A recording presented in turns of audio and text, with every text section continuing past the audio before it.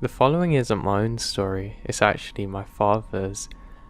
So my father worked as a fire lookout worker.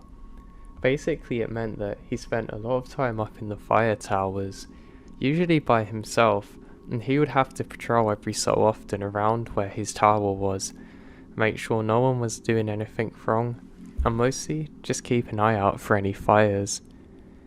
Now he'd done this job for a long time. He had a career that was at least 5 years long in this. He did other things too, but he said this was his absolute favourite thing in the world to do. He loved it when he could look around and not see anyone for miles. For myself, I think I'd get a lot more bored of this, but I guess back then it was more fun, because there wasn't as much to do, I suppose. Now my dad said that sometimes he would communicate with other workers in nearby fire towers with their radios. This was his most favourite thing to do because it could get lonely up there sometimes. He had a buddy, Ryan, who he would regularly communicate with. They would often work similar shifts, and they would actually go out drinking with each other sometimes when they weren't working, of course. Now in my dad's job, some nights he would have to stay up in the tower for quite a few days on his own. Again, this is something he had no problem with. However, he did have 2 or 3 scary stories that I'd like to share with you all. Now the first was on one particular evening. My dad says that it was extremely cold. He doesn't know why, it was just almost like the atmosphere was thicker, like when there's fog everywhere, but at the time there wasn't any. He said because of this, he had a very big heavy winter coat on, but he was also having issues with connecting to the radio correctly. Apparently there was some kind of moisture in the air, which meant the electronics, which were more simple back then, weren't working very well. So anyway, there's nothing much for my dad to see, and he decides to lay in his bed for a few minutes just to rest his back. At the time he was doing some drawings and needed to rest his eyes too. He did notice something rather odd though. He could see a light off in the distance. Now of course he grabs his binoculars and has to make sure there's no fire. As he does this, he realizes that he can't actually focus on whatever this is. It's a red colour like a burning ember, but there's no smoke. And it doesn't seem to be spreading. It doesn't seem to be too big too. My dad decides that he better go and investigate it, so grabs his coat and heads down. As he heads down, he realizes just how cold it is. He's annoyed because he has to leave his warm tower station and he can't be bothered to walk that far, but he has to do it because of course this is a part of his job. He realizes as soon as he gets down that he can't actually see where the fire or light is coming from. Of course this is a little bit concerning for my father because there could be a much bigger fire and maybe smoke's concealing it. But then again, surely he would have seen something by now. So as he heads off in the direction where he saw the light coming from, he gets a strange feeling that he's being watched that he just can't shake. He doesn't let this deter him, however, and he continues towards where the light is supposed to be. He wonders now if maybe his mind was playing tricks on him, and it was where his eyes were strained, because he's walked out to nearly exactly where the fire or torch was, and he literally can't see a thing. He takes a while to look around and just smell if there's anything burning. He can't smell a thing, and he realizes that he's come a long way from the tower now. Clearly there's nothing too pressing. My dad then decides to turn back. Just as he's walking away, he can hear a strange chanting sound in the distance, almost like somebody singing but more rhythmic. My dad says that it only lasts for 1 single second, but he's pretty sure he heard it. It could always be an illusion of his imagination, but he said it sounded too real. He's a little concerned now and decides to head back.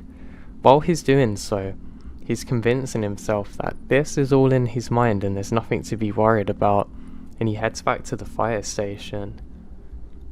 When he gets up to the fire station, he realizes something really odd. Now, there's not only one torch, exactly where my dad's just come from, but there's multiple, and they're all about exactly the same height. My dad then gets his binoculars and still can't differentiate exactly what he's seeing. He goes to radio it in to his buddy Ryan, but he can't get any signal because of the electronics playing up. He realises this is quite a big issue now, because if there is actually a fire, he's not going to be able to let anyone know, and he'll have to quickly get into the truck and go over to the next station where Ryan is and let him know. Now, my dad's growing quite concerned at this point. He decides to step outside of the actual cabin windows of the fire tower for a closer look with the binoculars. As he does so, he realises that something's off now. He can actually see clearly because the glass isn't distorting his view of whatever this is, and he notices that whatever this is seems to be holding up a torch. He can't make out exactly what it is because it's entirely black, but my dad realises that there's at least 5 of these things now, all moving around very slowly with the torches. That's when it hits him. He held his breath for just a second, and he can hear the chanting again. Again, very rhythmic, but multiple now. My dad soon realises that something's very wrong. What's worse is he has some of his lights on, and of course they're not going to know exactly where he is. So he quickly goes back inside and hits the light. He needs to be quiet, and he needs to not be seen for this moment. My dad lays down trying to figure out exactly what to do just outside of the cabin near the stairs.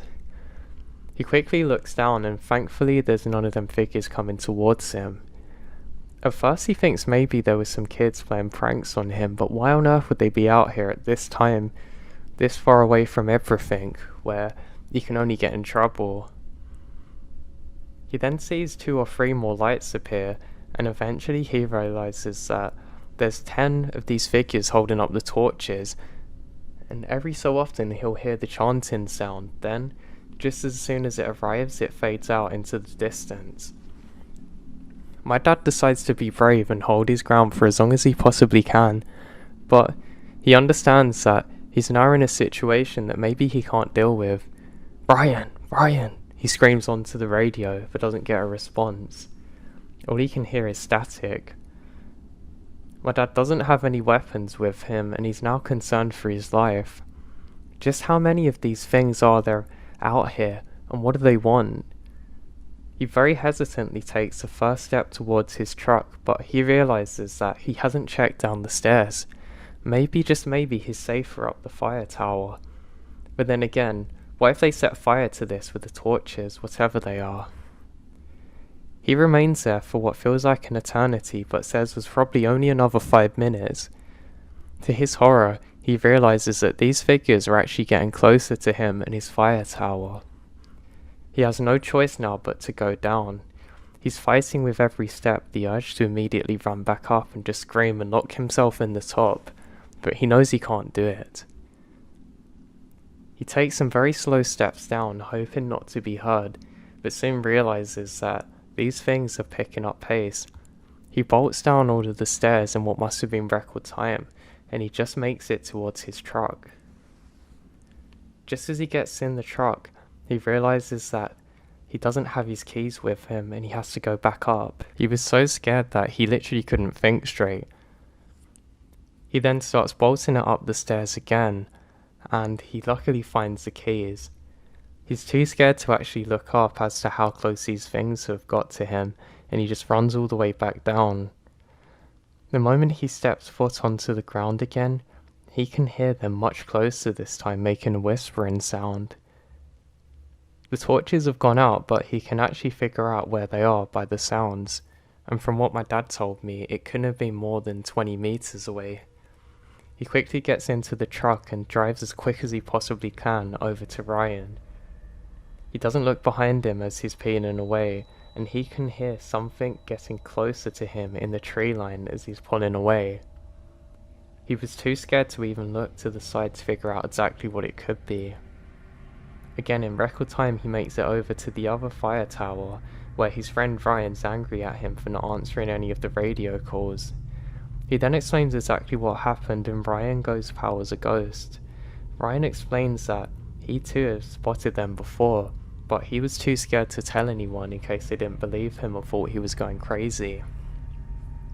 They ended up calling it into the station and they launched an investigation to find out exactly what was out there. Unfortunately, they needed my dad and Ryan to be part of that, but they both agreed it was okay if they did most of it in the truck and let the other rangers take over and figure out what was going on. After hours of investigating, nobody could find anything. Luckily, another worker took over the tower for that day, and my dad still gets chills when he talks about it. He doesn't know exactly who or what it was out there, but the thing that scares him most is whatever these things were, they move far too quick to be human. He said it could just be because of the adrenaline and panic setting in, but he's honestly never seen anything like it. Another one of my father's stories is when he was working in the towers during one summer's evening.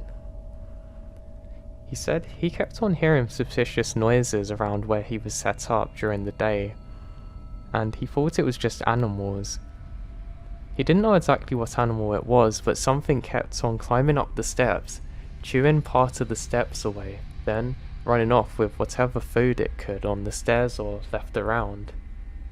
My dad said he didn't mind and actually encouraged it, thinking it was probably a cute squirrel or something, leaving peanuts and whatnot. My dad always made sure that he didn't leave them too high up in case the thing fell, but he said he realised that in previous days, the trailings were getting progressively closer to where he was sleeping, and he thought it was pretty odd because one morning last week he had woken up to see some peanuts crunched on the floor right outside of the window where he was sleeping. After that he decided to not do it anymore. So anyway, my dad kept on hearing noises but thought it was probably nothing, and just continued on with the rest of his shift. He was periodically checking around and reading and listening to the radio. It eventually comes to the next morning, and this is a very cold day in particular. My dad says that what he saw next is one of the most scary things that he ever saw in his life. He goes to open the door and there's frost on all of the windows. Just as he does that, he can clearly see handprints outside of the door at human height. Also, he steps out to find a note saying, "Why no peanuts?" Of course my dad reported it, and they did some investigations but couldn't really find anything. They tried to tell him that it was kids playing a prank on him or maybe just a homeless person, but why would a homeless person be out there in the woods, and what kind of people would play a prank like that on my dad, where clearly they were going to get arrested for it and could get in big trouble or really hurt? My dad also doesn't understand how they got up the station so quietly. After this experience, my dad said that he always made sure the door was locked, and that he would never ever leave food out again, for animals or anything. My dad's final story isn't his own one, but actually his friend, Ryan. Now you may recall me talking about Ryan in the first story. So basically, Ryan was stationed in another tower pretty close to my dad's, but you'd have to drive to get there in any kind of decent time. Now, on one particular summer, my dad's friend Ryan realised that there was a fire, or at least the embers from one, and he has to go and investigate quickly. He radios it in, and he quickly goes down to get into his truck to try and drive over there and see how bad it is. He eventually gets to the source of the fire and realises that it's a huge blazing inferno. He couldn't see it too well because it was over a hill line, but he's very scared that this is going to spread badly, so he quickly tries to radio it in, but he can't get any signal on the walkie-talkie. He speeds in his truck to get back to his own fire tower, but he realises there's lots of smoke ahead. He rolls up the windows so he can continue breathing half-decent air, and just as he does so, he slams the truck to a halt. Up ahead he can see his very own tower on fire, and the trees around it burning. He quickly drives off in the opposite direction to my dad's tower, and they call it in. Turns out there's an absolutely huge inferno and it takes days for them to put out the fire. Luckily nobody was hurt from this and they just think it occurred naturally. But one terrifying detail for Ryan is that his fire tower had collapsed due to the blaze, and had he have not left about 20 minutes sooner, fell asleep or anything, he would have died in the fire tower.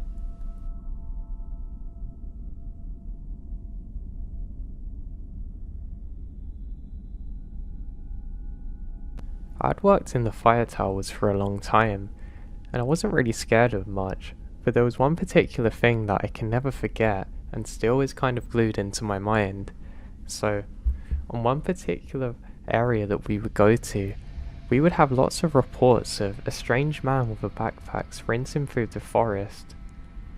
We were sure he was homeless. That was until we realised from some of the other fire tower workers that this exact thing had been reported for over 50 years there. They even given him a nickname, the cheetah, because he doesn't stop running. Now what's pretty scary about this is no one's ever seen his face or can actually confirm exactly what the hell it is. I did have a few times that I was stationed at night and I would actually hear some sounds rushing through the trees. I was convinced it was a bear, so I'd quickly go and get my mace, but every single time I went down, I would just capture the glimpse of something running off that was too small to be a bear, but big enough to be a person, and nothing more. I was convinced it was just my mind playing tricks on me, but who knows. Well, I guess I found out one particular evening. Now, I pretty much let it fall into the depths of my mind and presumed that this is just my mind playing tricks on me because hey, I can remember a time that I was stationed out here before where I'd driven up to my tower one day and I could see my tower on fire. I quickly turned around to see if there was any other signs of smoke, looked back and it was completely fine. It turned out that my mind had started playing tricks on me because I'd been on my own for so long and I managed to get sent home for a few days to recover. But anyway, on this one particular evening, some other guys had radioed in that they had reports of somebody running through the forest. I assumed it was a homeless person or a lost hiker and was pretty worried, so I decided to investigate from the top of my tower. I have my binoculars out and I'm looking literally everywhere for any sign of this thing or person. And what do you know? I can't find anything. Just as I'm doing this, I pushed too far and I dropped my flashlight all the way down. It immediately goes out and I'm really annoyed. That was my main one with the spare battery in. I had no choice but to go down in the dark and investigate. Annoyed, I put my binoculars to the side. I make my way down the steps and I have this strange feeling that I'm being watched. Just as I get to the very bottom of the stairs, I hear this strange screaming sound in the distance. I almost have a heart attack until I realise it must be an animal. But this sounded far too powerful and it almost went through me. I quickly reacted by grabbing my flashlight and realised that it's completely dead. Just as that happens, I hear a scream again. This time, fight or flight takes over and I drop the flashlight and I sprint all the way back up to the top of the tower and lock the door. I hate to admit it, but I actually barricade myself in, quickly call into the radio that something strange is happening, and cower there for about 5 minutes. I realise I have to investigate and convince myself I'm just being stupid. I grab my binoculars and, feeling more confident now that help is on its way, I head down the stairs slowly. I can't actually see exactly where the flashlight is and I need to make it to the bottom. Just as I do that, I'm met with that running thing. It's exactly like it's been described to me. It's like somebody sprinting through the forest at full speed with a big backpack on, who's too dark to really make out exactly what they are. I rub my eyes for a second thinking this can't be real, and just like that, it's gone. I decide I've seen far too much now, and quickly go back up the tower, and decide to ask how long the guys are gonna be. Just as I get up there, I can see a light off in the distance. It's not just any light, it's a flashlight. It's going far too quickly through the trees. I look through my binoculars and I can just about see the slow fading out light of clearly a flashlight. I don't believe what's happening, and then, after sitting there in disbelief for what feels like an eternity, it was probably only 10 or so minutes when I hear my buddy's truck pull up with support. As I get down, I realise that that's my flashlight gone. I just start connecting the dots and say what's happened, and one of the much older workers there says, "Hey, did that running guy steal your flashlight?" "Yeah, we kind of figured out when you called it in, don't worry about it. We don't know what this is too, but you'll be fine. Don't worry, one of us is going to stay here with you for tonight." I try to explain what's happened, but they all seem to be aware of it like they've encountered it before. I was convinced it was my mind playing tricks on me, but now, I don't really know what to think. I was too scared to even rest for the rest of the shift up in the tower, and they put me with a new guy who was also just as confused as I was. While we're up there, we can see the slow glow of the car driving off, and we both feel pretty scared now. Fortunately, nothing else happened, but to this day, I still have no idea what that thing was. I don't really believe in the paranormal, and I'd like to say it was my mind playing tricks on me, but why does so many of the other workers there know about this? Why has this been going on for so many years? I can never solve this, and I kind of don't want to because it scares me too much.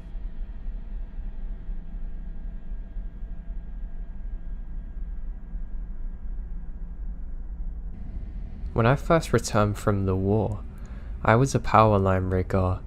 This was on EHV lines, which are extra high voltage, the kind on top of the steel towers. Those are transitional lines, not sub-transitional like most inner city lines. So anyway, I had a job during a heavy windstorm in 2008 to go out and repair some lines near Colorado and the New Mexico border. It was great pay, since it was an emergency call out, so I agree. I met up with my crewman and head down from the Colorado Springs area. We get there at around 9 PM and start getting to work. Windstorms are notorious for feeling lines, but not EHV or UHV lines, since they are rigged differently. When I crane up to see the broken link on the tower and inspect the damage, I remembered seeing over the tops of most trees.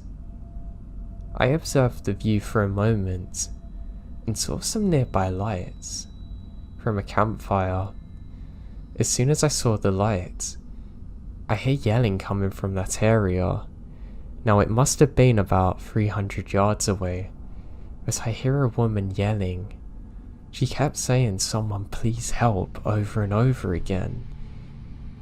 I crane down and start yelling for the guys. They heard it too, and were asking questions. This is really odd. We never see anyone out there.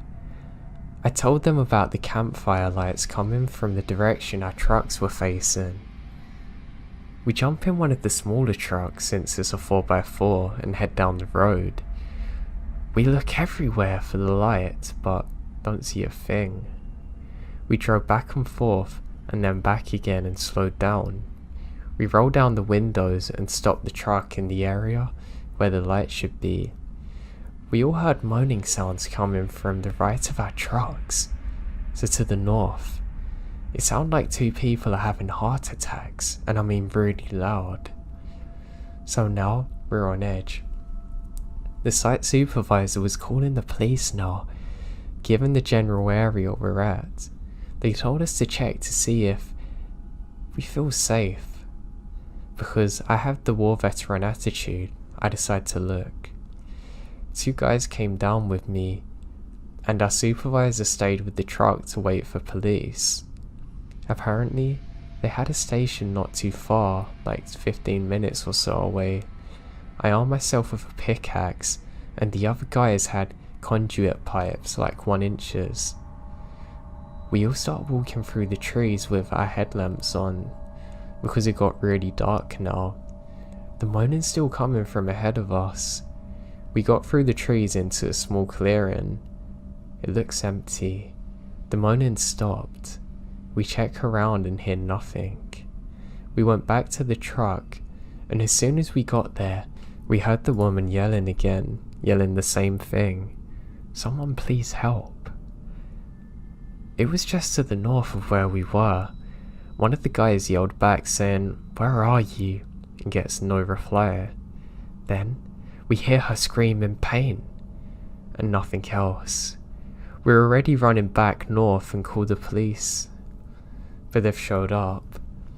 They must have seen us running north because 2 of them came after us. We stopped in the field area and they stopped with us and asked what was going on. We told them. They helped us look around and saw nothing.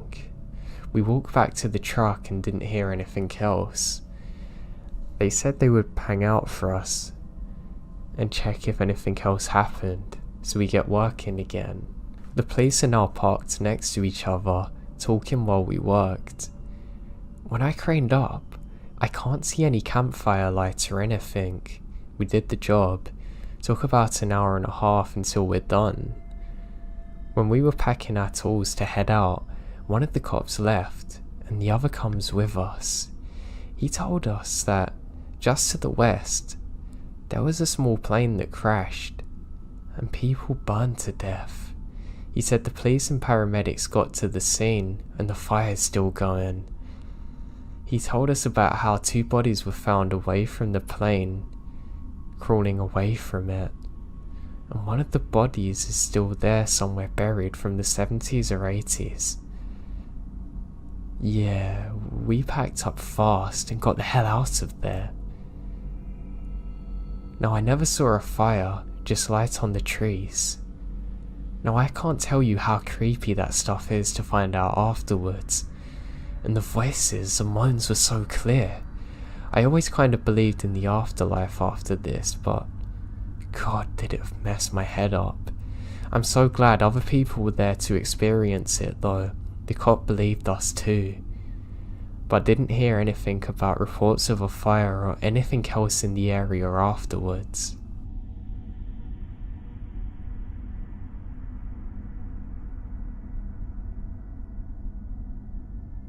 Back when I was a Boy Scout, I took a weekend-long training course called National Youth Leadership Training.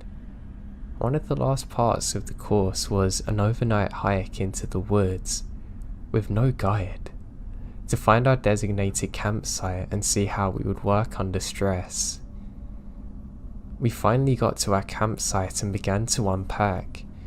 We each bought a tent, but half of us left ours behind to lighten the load and buddied up. Lo and behold, my buddy brought a 1-man tent only. Either I slept outside or things are going to be really cramped and I didn't want that. The sky was clear and I slept under the stars. The next morning, 4 of the other guys claimed that they saw a coyote walk up to me, sniff my face, stare at me, and leave. They were too scared to go and make it leave. They stuck to their guns though, but I didn't believe them. 4 years later, I was working at the camp as a staff member, and I'm speaking to a senior there, and apparently he said coyotes are pretty common there, and they often boldly show up. It made me realise what the guys were saying wasn't a lie. I just can't believe they let me sleep with a coyote literally at my face. God knows what would have happened if I'd woken up.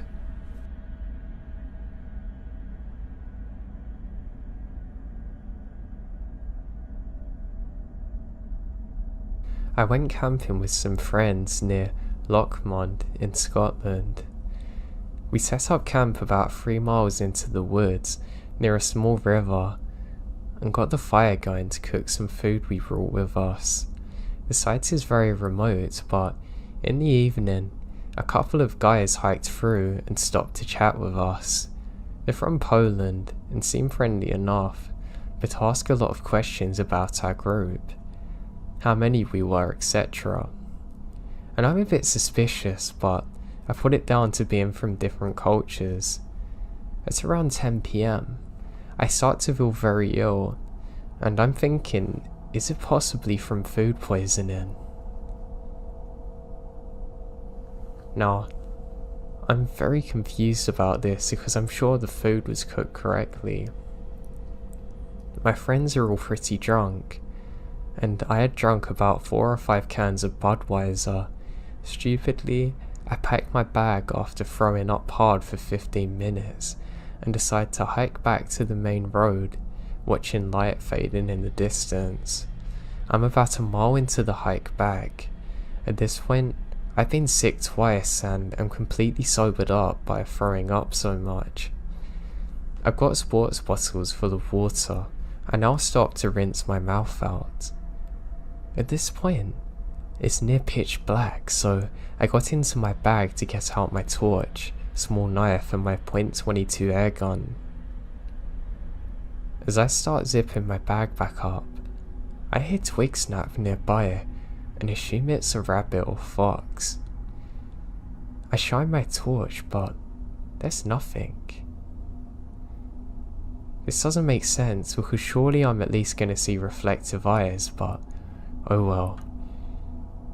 5 minutes later, I hear what sounds like running, maybe 100 yards behind me, and lots of twigs snapping. I turn around and assume it's my friend, and I say, "Are you kidding me?" I said I knew someone's there, and I'm not joking.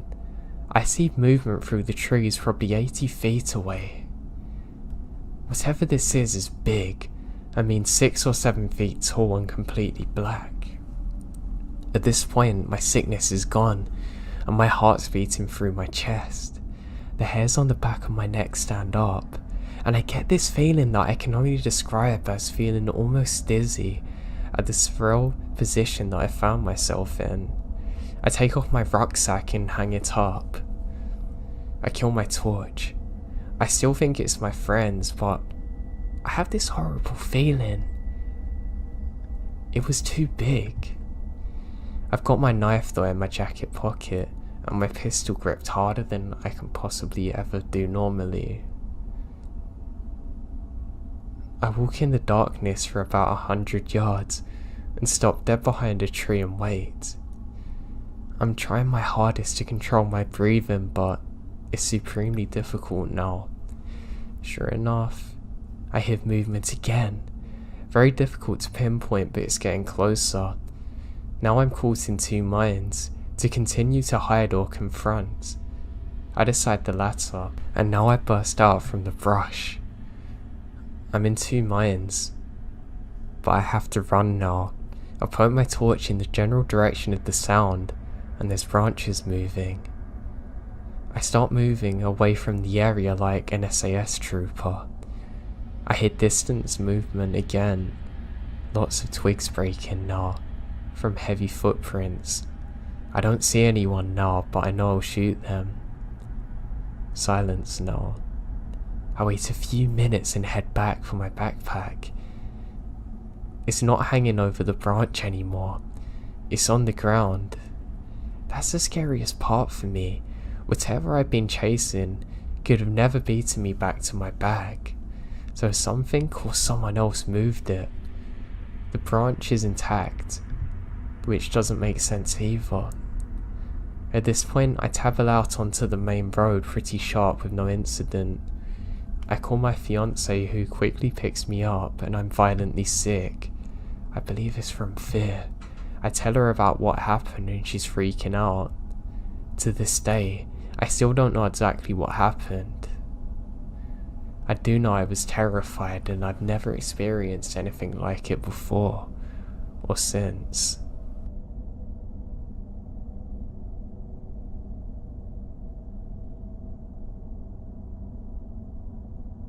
I've had a truly weird encounter before.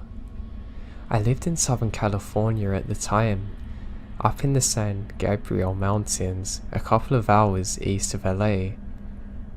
I know when people think of Cali, they all seem to think of the beaches, but I assure you, the land here is very diverse. My hometown is super tiny and has a fairly popular ski resort on the western side of town. If you take the only highway out past the ski resort for several miles, there's literally nothing but forest.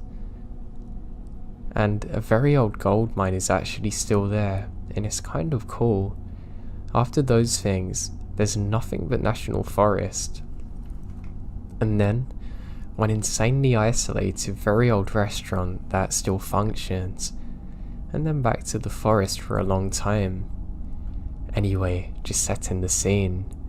I was about 10 or 11 when this happened. It's almost Christmas. It snowed heavily, and the snow's still falling on the evening of this happening. My stepdad decided that we would cut down our own Christmas tree this year, so we get into my mum's big Dodge truck and headed off to the mine, which is a couple of miles past the ski resort. We got to the base of the road and were talking and laughing, etc. My stepdad was driving pretty slow since it was snowing decently. They had ploughed part of this road recently too, and there were big snow berms on either side of us, down near up to the top of the truck, probably 8 feet off the ground. So it's just barely getting dark now. Not quite dark, but twilight I guess. So not dark enough that we can't see anything, but dark enough that the headlights of the truck are on.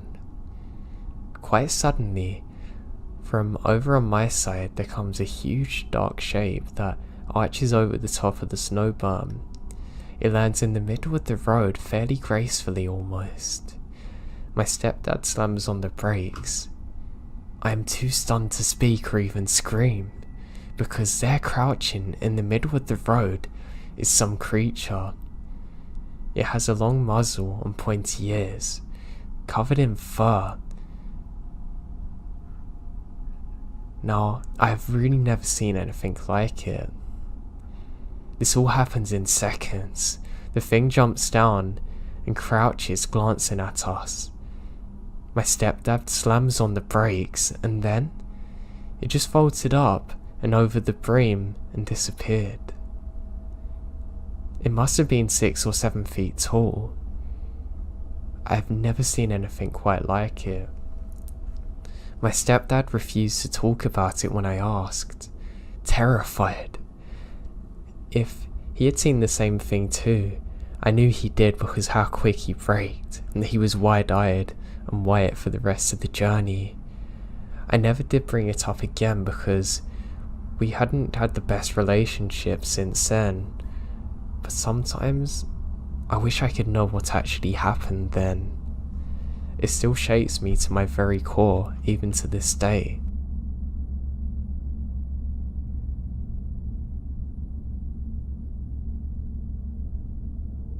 I live in the foothills of the Appalachian Mountains in northeast Georgia. It's a beautiful area with hundreds of miles of national forest, some great state parks, and tons of fantastic camping places. Unfortunately, my hometown is also relatively poor. Or there are some out-of-town residents from Atlanta and other places. A lot of the people from where I am are really poor. I do freelance work as a technical writer, so I do a lot of work online. If I didn't have that going for me, I'd have to move somewhere else.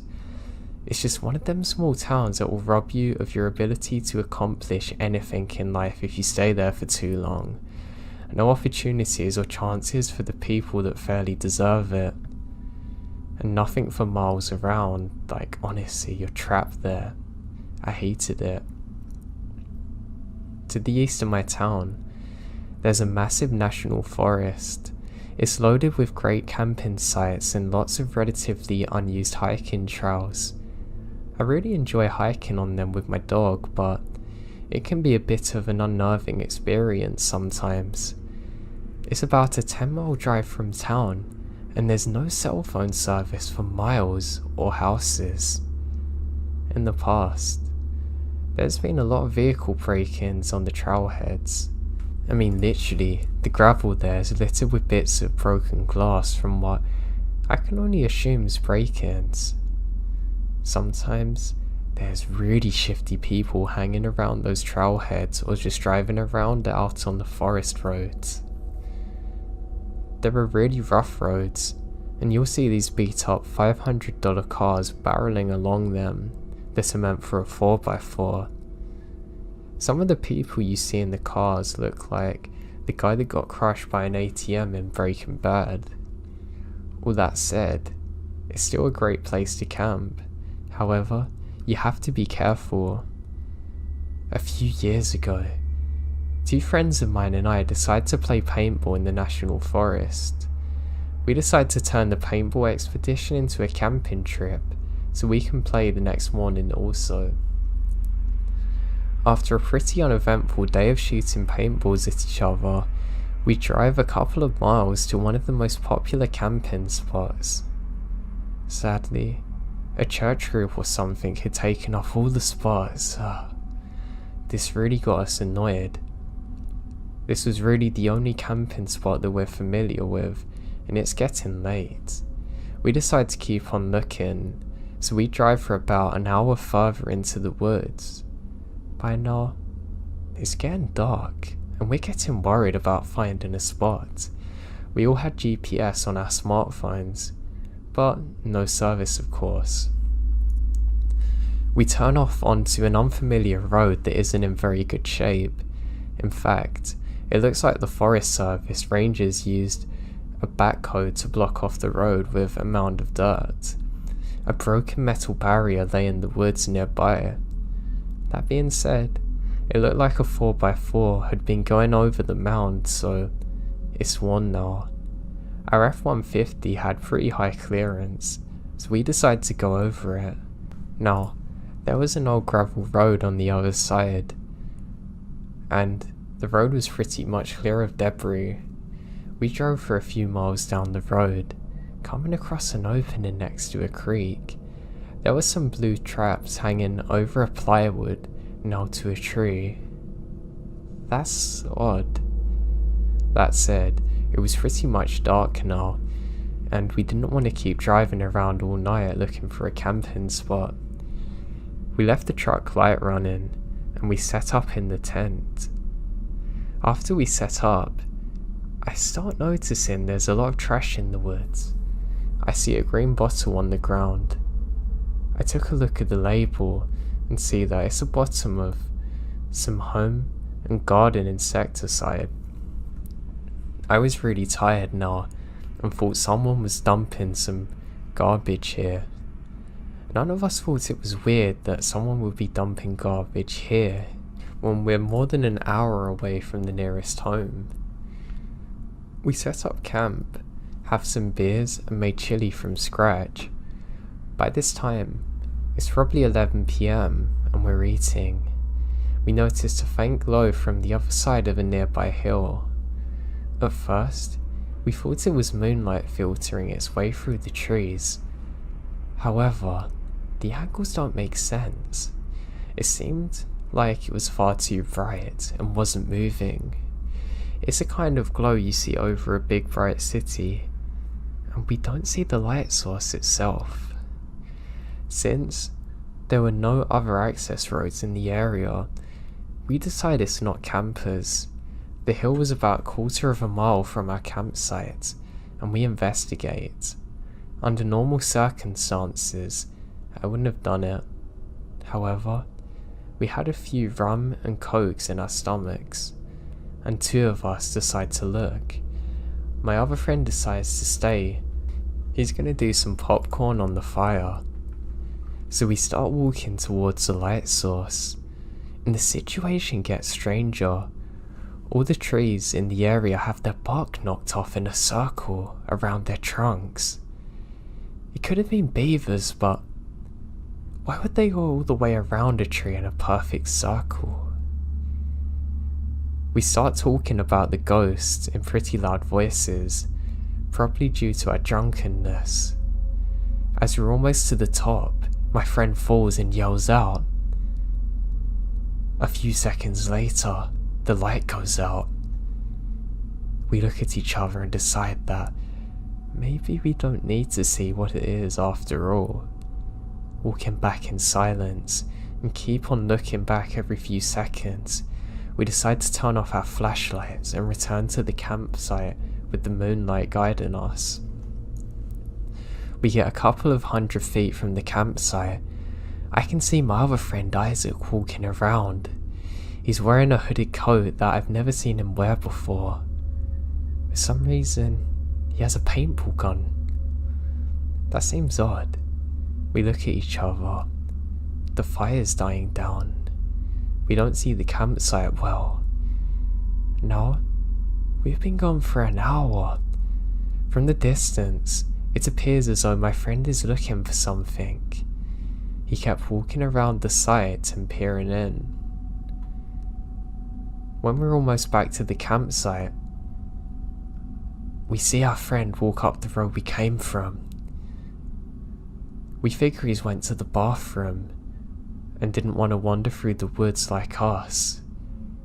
When we got back, we sat next to our fire waiting for him to return. All of a sudden, we see him lurch out of the tent and vomits. After we left, he had a few more drinks apparently. We ask him why he's wandering around with the paintball gun, and he gets a strange face and says, "They're locked in the cab of the truck." "Did you unlock it?" "No." We go to the truck and enter the door code and see our paintball equipment just as we left it before. The keys to the truck are hidden underneath a magnetic fob. I get a sinking feeling. What were you doing after we left? I watched a movie then fell asleep. But wait, you were walking around with a paintball gun, right? Did you just change jackets? He said he'd been in the tent the whole time, wearing the same unhooded fleece. Someone had been walking around our campsite, and it wasn't him. At this point, of course, we're all too drunk to drive, but we decide to go ahead and pack up and go back to my house for the night. We don't bother packing up the tent, we just fold it with the sleeping bags and think, heck, jumping in the F-150. When we get up to the dirt hump, we see something grey blocking our path. The metal barrier that's been laying in the woods is now erect. By this point, we've all sobered up. No one wants to get out of the car to try and move the barrier. I had a metal guard on the front of my truck, so I slowly tap it. It falls over, and we drive very slowly over it, terrified we're gonna pop one of the tires and be stranded. It didn't. As we drive down the road, we see a vehicle following us with its lights off. It's probably 1,000 feet behind us, but we keep catching glimpses of it on the moonlight. I now begin to drive as quick as I possibly can. The vehicle keeps pace. It doesn't get any closer though.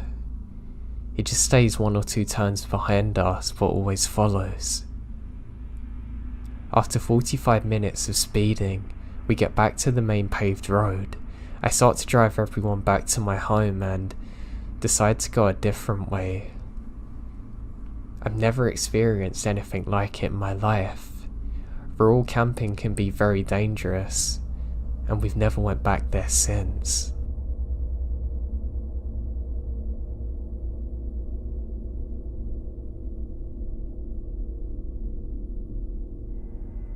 Red River Gorge is a beautiful and huge park full of wildlife, rock climbing, waterfalls and dense forests, gorges and beautiful views. The place feels truly isolated, disconnected from the rest of the world. One evening, my boyfriend D and I decided to go camping at the gorge. We went out and tried to find a campground that was as backwoods as possible. Sites were spread far from each other. Our site, that was on the edge of a very steep drop-off. We arrived at sunset and quickly set up. By the time we fully set up, the sun had set, and we began making a fire. About 20 minutes into relaxing, we began to hear howling that doesn't go away, and it doesn't sound like it's far from us. We both freaked out by the realization that there were wolves nearby, but we tried to not overreact and continued to sit by our fire. 10 minutes later, I start hearing a faint yelling about 15 feet away past the cliff's edge. Now, I told Dee to be quiet and listen, and we're both frozen out of fear. A woman was now screaming.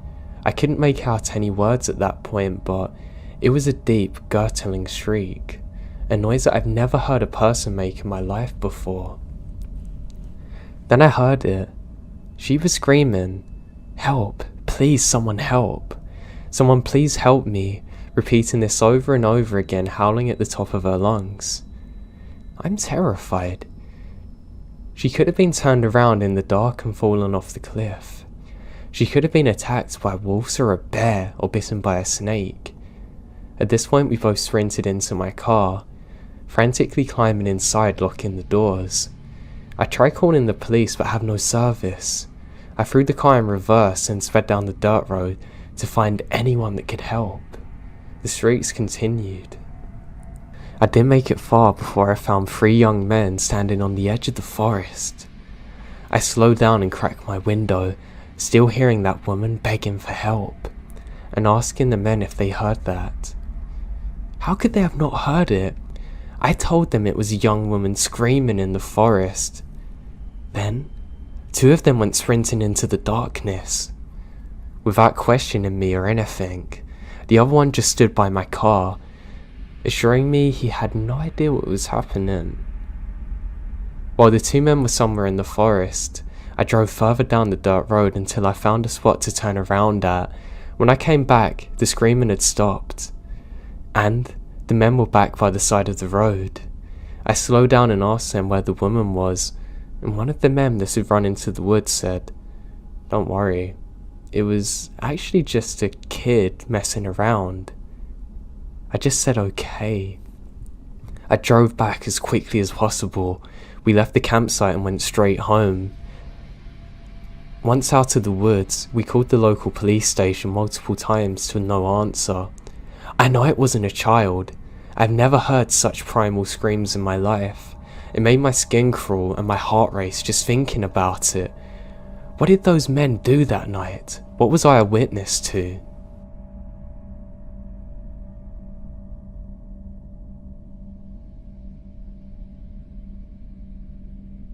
I live just where farmland meets the edge of the suburbia, on an island off the coast of BC.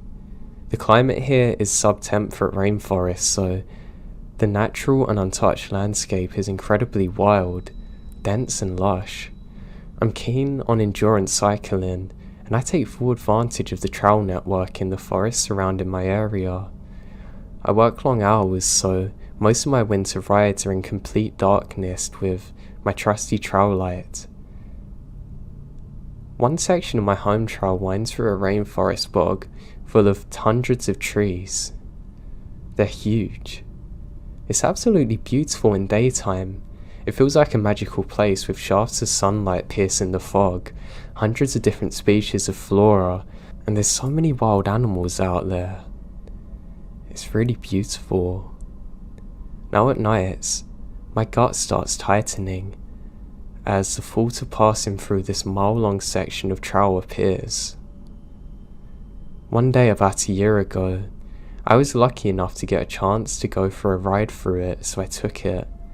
It was cold and very rainy, with few other people out on the trail. I had packed thermos of hot coffee in my backpack, and I thought the rainforest-style bog was the best place to take a rest as any. Now, I chill out. I have an interest in botany, so I was looking closely at the lynches growing off of the huge Douglas fir. But suddenly, I felt distinctly not alone. No biggie. Lots of people use a trowel, although not many are out there that day because the weather's so wet and cold. And that's when I heard it. A meow. That's odd because this isn't a good place for a cat to be alone. We have cougars and bears, but I hear a meow again. Except this time, it was canned and robotic sounding, like somebody playing a bad audio file with a cat. My gut starts to clench. It just sounded wrong somehow and I can't figure out why. My hands were shaking when I unzipped my backpack to put my coffee thermos back in. I felt waves of nausea roll over me, and the air suddenly felt dense and thick. I was in a rainforest surrounded by trees and moss, but I felt like I can't get enough oxygen.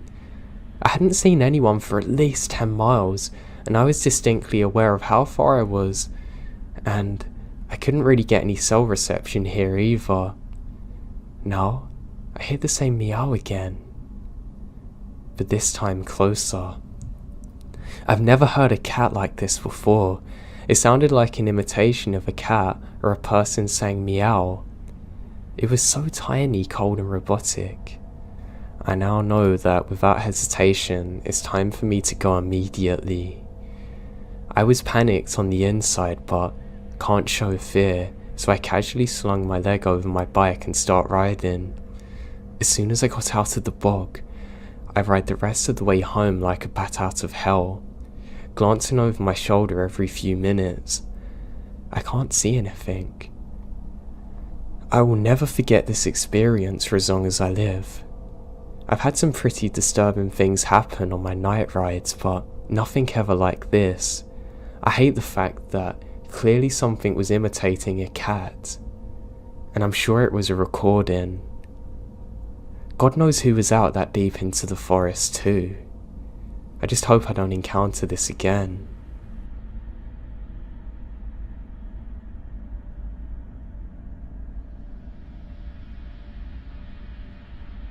I used to love going for long hikes in the forest near where I live. I usually did it on summer's evenings. Yeah, I know this probably isn't the safest thing to do, but I always had my hunting rifle on me anyway. I mean, I'd be stupid not to. All it takes is one wild animal to go for you, and if you're unarmed, good luck to you. So anyway, I set out one summer's evening. I had my iPod playing some really chill songs and I felt really good about myself. I can't really get cell phone signal where I go because the trees cover it, but I like listening to my music. Now I was a good 40 minutes into my hike. There was enough moonlight for me to see where I was going. That's how I normally planned my hikes, when the moon was out of its brightest on the most clear days, so I can see everything. I'm really enjoying myself this night. I found true tranquility. I decided to stop for a minute, take off my headphones, and just pour out some of the hot chocolate I had in my flask. Now the second I do this, I have the feeling that I'm not alone, and I can't describe this feeling. It's almost like I'm comfortable in my own presence, but I don't want to be joined by anyone else, and this unsettles me. I just think I'm just being a little paranoid. I say to myself, thank God I've got my rifle, and I could have sworn I heard a laugh afterwards. No, it must have been just an animal, surely. So I go about drinking my hot chocolate. As I do so, and I'll never forget this, I hear someone whisper behind me, "Mind if I have some?" And a terrifying laugh follow. Now the next few seconds is a complete blur as I fumble, fall over getting up, grab my rifle, and scream myself and sprint in the complete opposite direction to where I heard the voice and back onto the trail. I try and scream out that I have a gun, but I can't get the words out. What's worse is I hear rustling behind me. I continue sprinting up the trail, only to slip temporarily again, and now on my back. I lay there wondering whether it's better to pretend I'm still. I look behind me, and I can see what appears to be the butt of a cigarette lit in the distance. Well, looks like I'm going to keep moving then. I get up again and scream I have a gun and I'm not afraid to use it. What's worse, I'm sure I hear laughter in the distance after saying this. I sprint all the way back to my car. I don't even bother going back for my flask for anything. I immediately get on my radio and call it into the park rangers in the area, who say they're going to check it out and they want me to show them exactly where it is. I say you've got no chance and speed out of there. And the whole drive home, I can't stop thinking, who in their right mind was out there? How long were they stalking me for, and what on earth did they want? They clearly weren't mentally sane, whoever or whatever this was. Now, I don't believe in the paranormal, but this could have easily been something like that, because why would you be out there with no torch or anything? Maybe it is an insane person. All I know is that I never got to the bottom of it, and I never went out on my own in the woods at night again.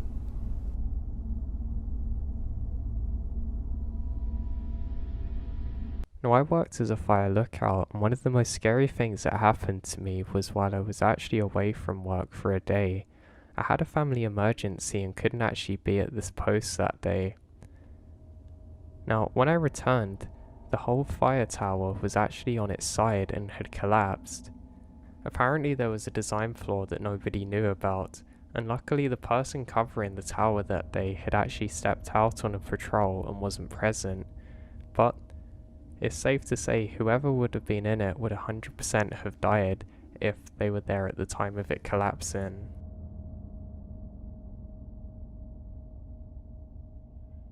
I work as a park ranger, so I got pretty used to hearing the sounds of the forest on my own at times.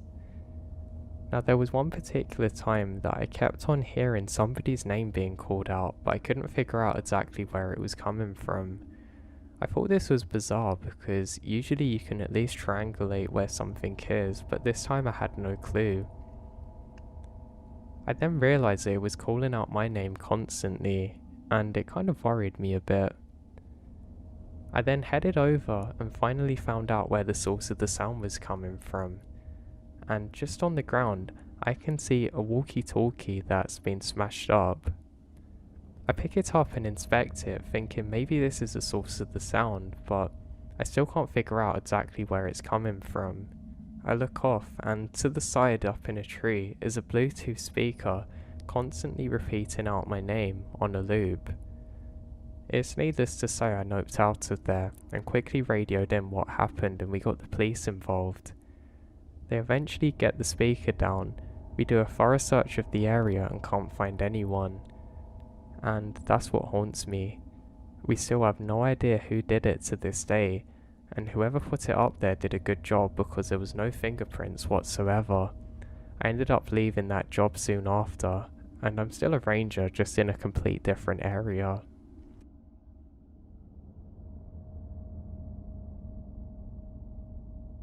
I'm a fire lookout, and I have a story I'd like to share with you all from a good few years ago. One day while I was on the job, I headed down to go and get some more water, and I ran into another hiker. He seemed a bit dazed and confused to see people, looking like he'd been out in the forest for a long time. I said hey and he said hey, asking if I knew directions to a certain part of the area we're in. I said yeah and guided him over there.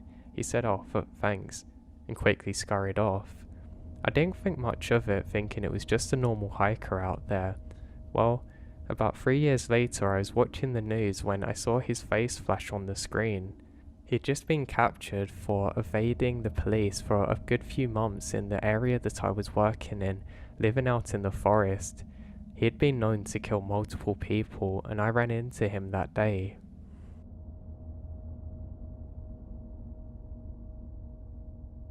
So I was working as a prospector assistant in central Manitoba one summer. We were doing a helicopter-assisted magnetic anomaly investigation. Really the best summer ever. There's nothing like the ringing in your ears dissipating after the helicopter has dropped you off, and the slow increase in a volume of bugs taking its place. You for sure know that you're in the middle of nowhere. It was the last day of our campaign. There was a little piece of property close to the edge of the road that we didn't need a helicopter for. It was a low priority target that we saved until the end. Now we really did so well during that we're happy to have an easy in and out of the bush. Around 9 AM, we heard yelling in one bush. Odd, nothing should be there. We kept on grabbing samples and it's in the back of our mind. Around 11 AM we hear it again, this time closer. We call back yet it's silent. Now though, during our travels of this 30-kilometer piece of property, we come across many pieces of animal evidence, deer, moose, rabbit droppings everywhere. A few other things here and there, even bear tracks and feces, but nothing prepares us for what's next. Around noon, we're in an old blast hole from the 80s. Prospector Dave told me he used to have a blasting license and blow stuff up in the middle of the forest while drinking beer as one of his favourite pastimes. Now that's until they changed the laws after a couple many forest fires. Now we're facing due west with our GPS on some rocks getting the most precise UMT it could. We then hear an earth-shattering, bone-chilling howl. I look at Dave and he turns white. I picked up the GPS and put it in my belt and unclipped the bear spray for safety. Then, at our 9 o'clock facing due west, another wolf. Then, at our 10 o'clock, another, and another all the way towards the 4 o'clock position. Dave calmly said, "We need to leave, but you can't run, or you die." We left most of our sampling stuff there. We also carried these modified steel sledgehammers for breaking up rocks and stuff. Most useful thing ever, really. It's at the ready along with the bear spray as we walk. Now it was the longest walk of my life and we didn't say a word. I didn't hear anything, but I'm positive they followed us back to the road and into the truck almost. We drove back to the next town and then drank thoroughly.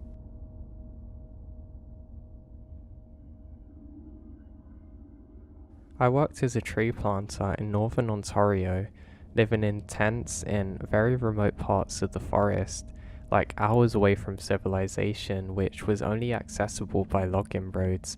The strangest thing, however, was from a fellow planter who found a backpack in the middle of his area with shoes, clothes, a wallet, school ID and camera.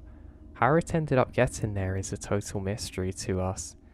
The scariest for myself was waking up to see that my tent had collapsed and finding a large bear paw rip apparently happening while I slept, as well as turning a corner to see a large wolf about 10 feet away and returning to a spot I'd been about 5 minutes earlier to find fresh mama bear and cub prints, realizing a bear family had basically surrounded me, then turned away while I was sleeping.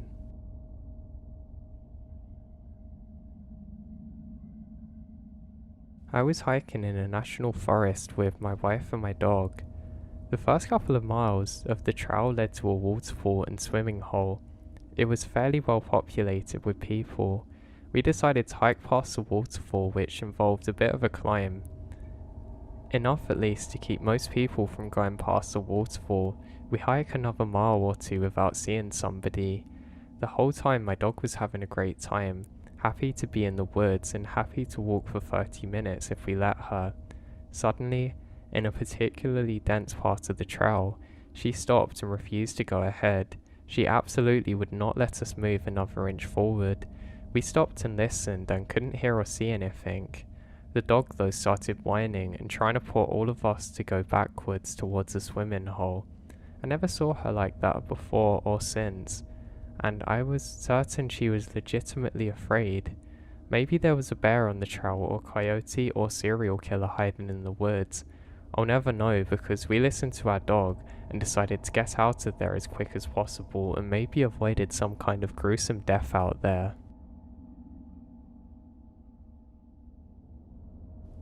This story happened to me several days ago and it's mostly fresh in my mind, so I'd like to share it. I live in southern Oregon. My county is huge and sparsely populated. It's mountainous to the north, desert to the south and east. My buddy Donnie lived about half an hour from town, about 10 minutes from a resort on a lake in a heavily forested area. On this evening, I had driven out to hang out with Donnie, my friend. We had plans to take my Land Cruiser down some dirt roads. He said he knew of a Forest Service road off the highway that went up to the mountains and ended at a fire watchtower. It's fairly late in the afternoon when we took off, and the sun was already behind the mountains, so the lights fade in now. We left Donnie's house and hit the highway.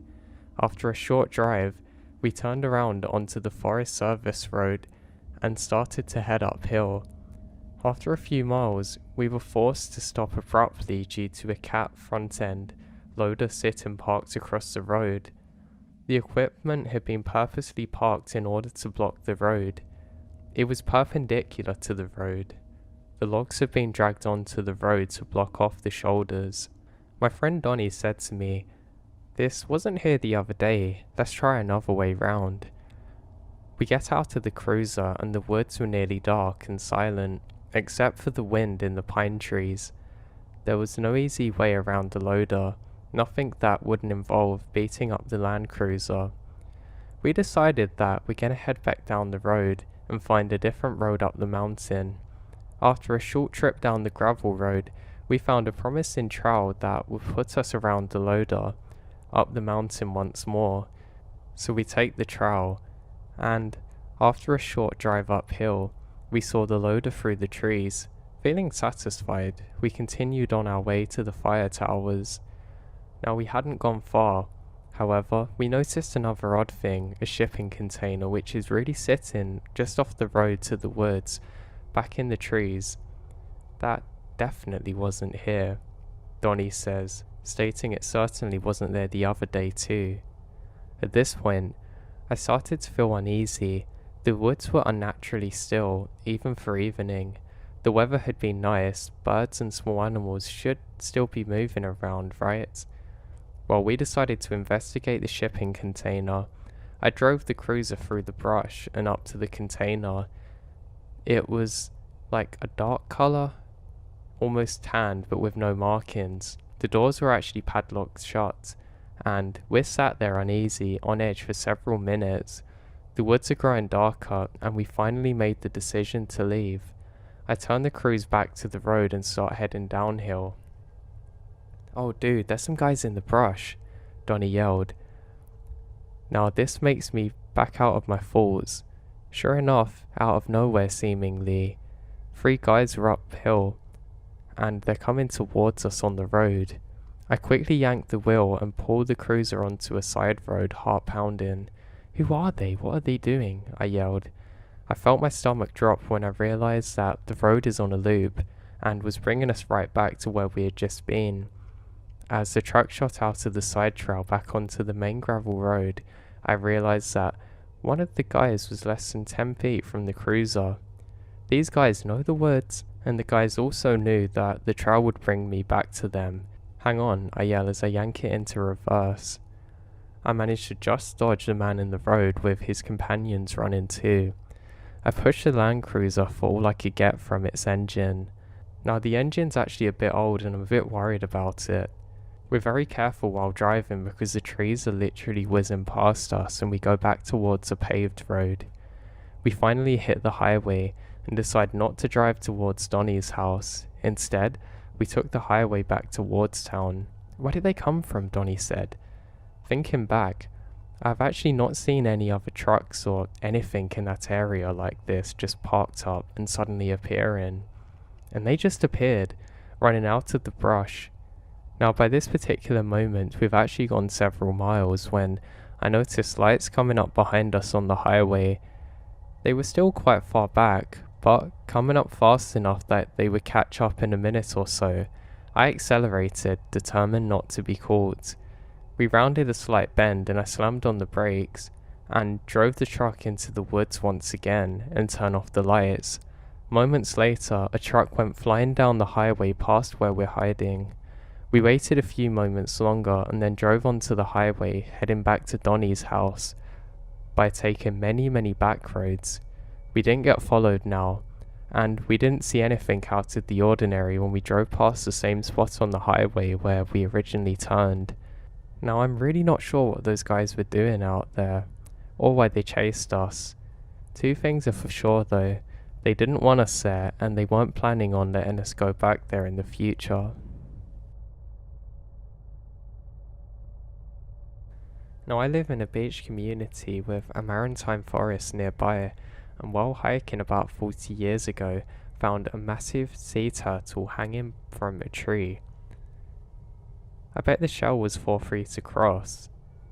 I figured somebody was hoping to recover the shell after the poor thing had deceased, but I have no idea how it got up there.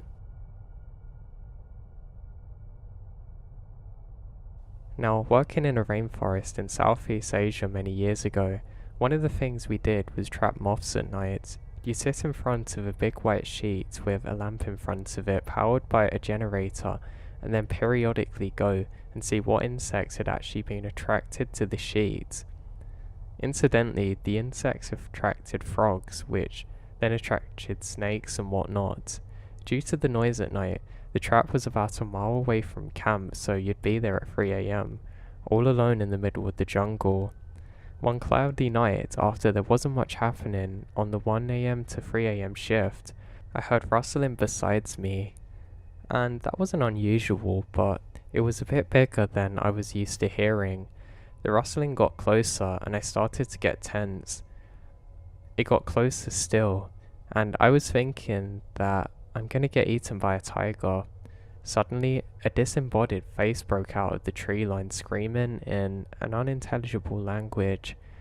I have a heart attack, scream a little, and the disembodied face disappeared back into the woods, while simultaneously issuing high-pitched giggles.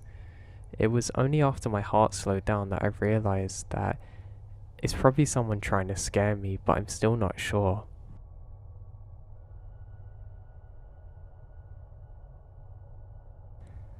Now, I didn't see but heard, so my husband and I were hiking in a state park on the east coast. It was midday during the week, so we maybe encountered 2 other people the 3 hours we're out and about.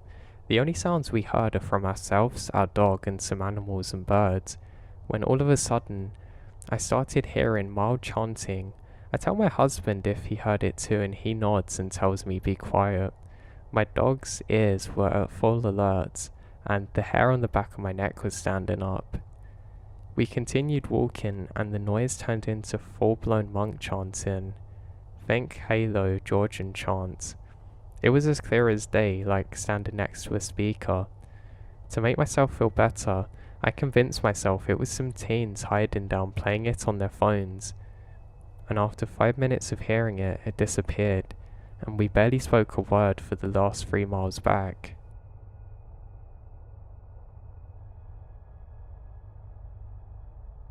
While working as a park ranger, there was one thing that a couple of us could never explain.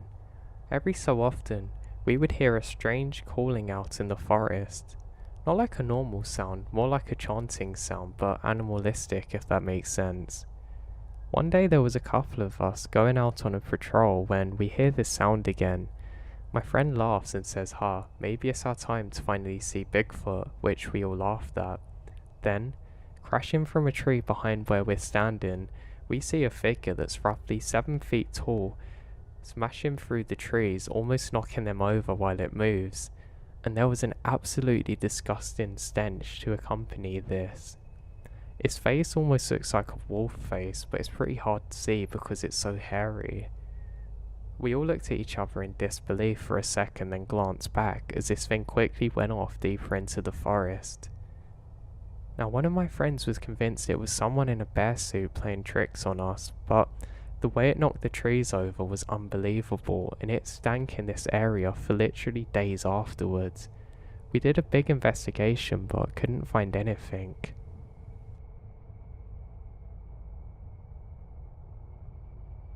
Now, I worked in fire lookout towers for a couple of years. It's a job that I had thoroughly enjoyed, and I remember one particular event that I'd like to share with everyone. It's scary for different reasons than other stories that you're probably used to hearing on here, but let me explain. This happened during one beautiful summer's day. I'd been up in the tower for a couple of days and I was really enjoying my time. I was reading a couple of books and having a really good time.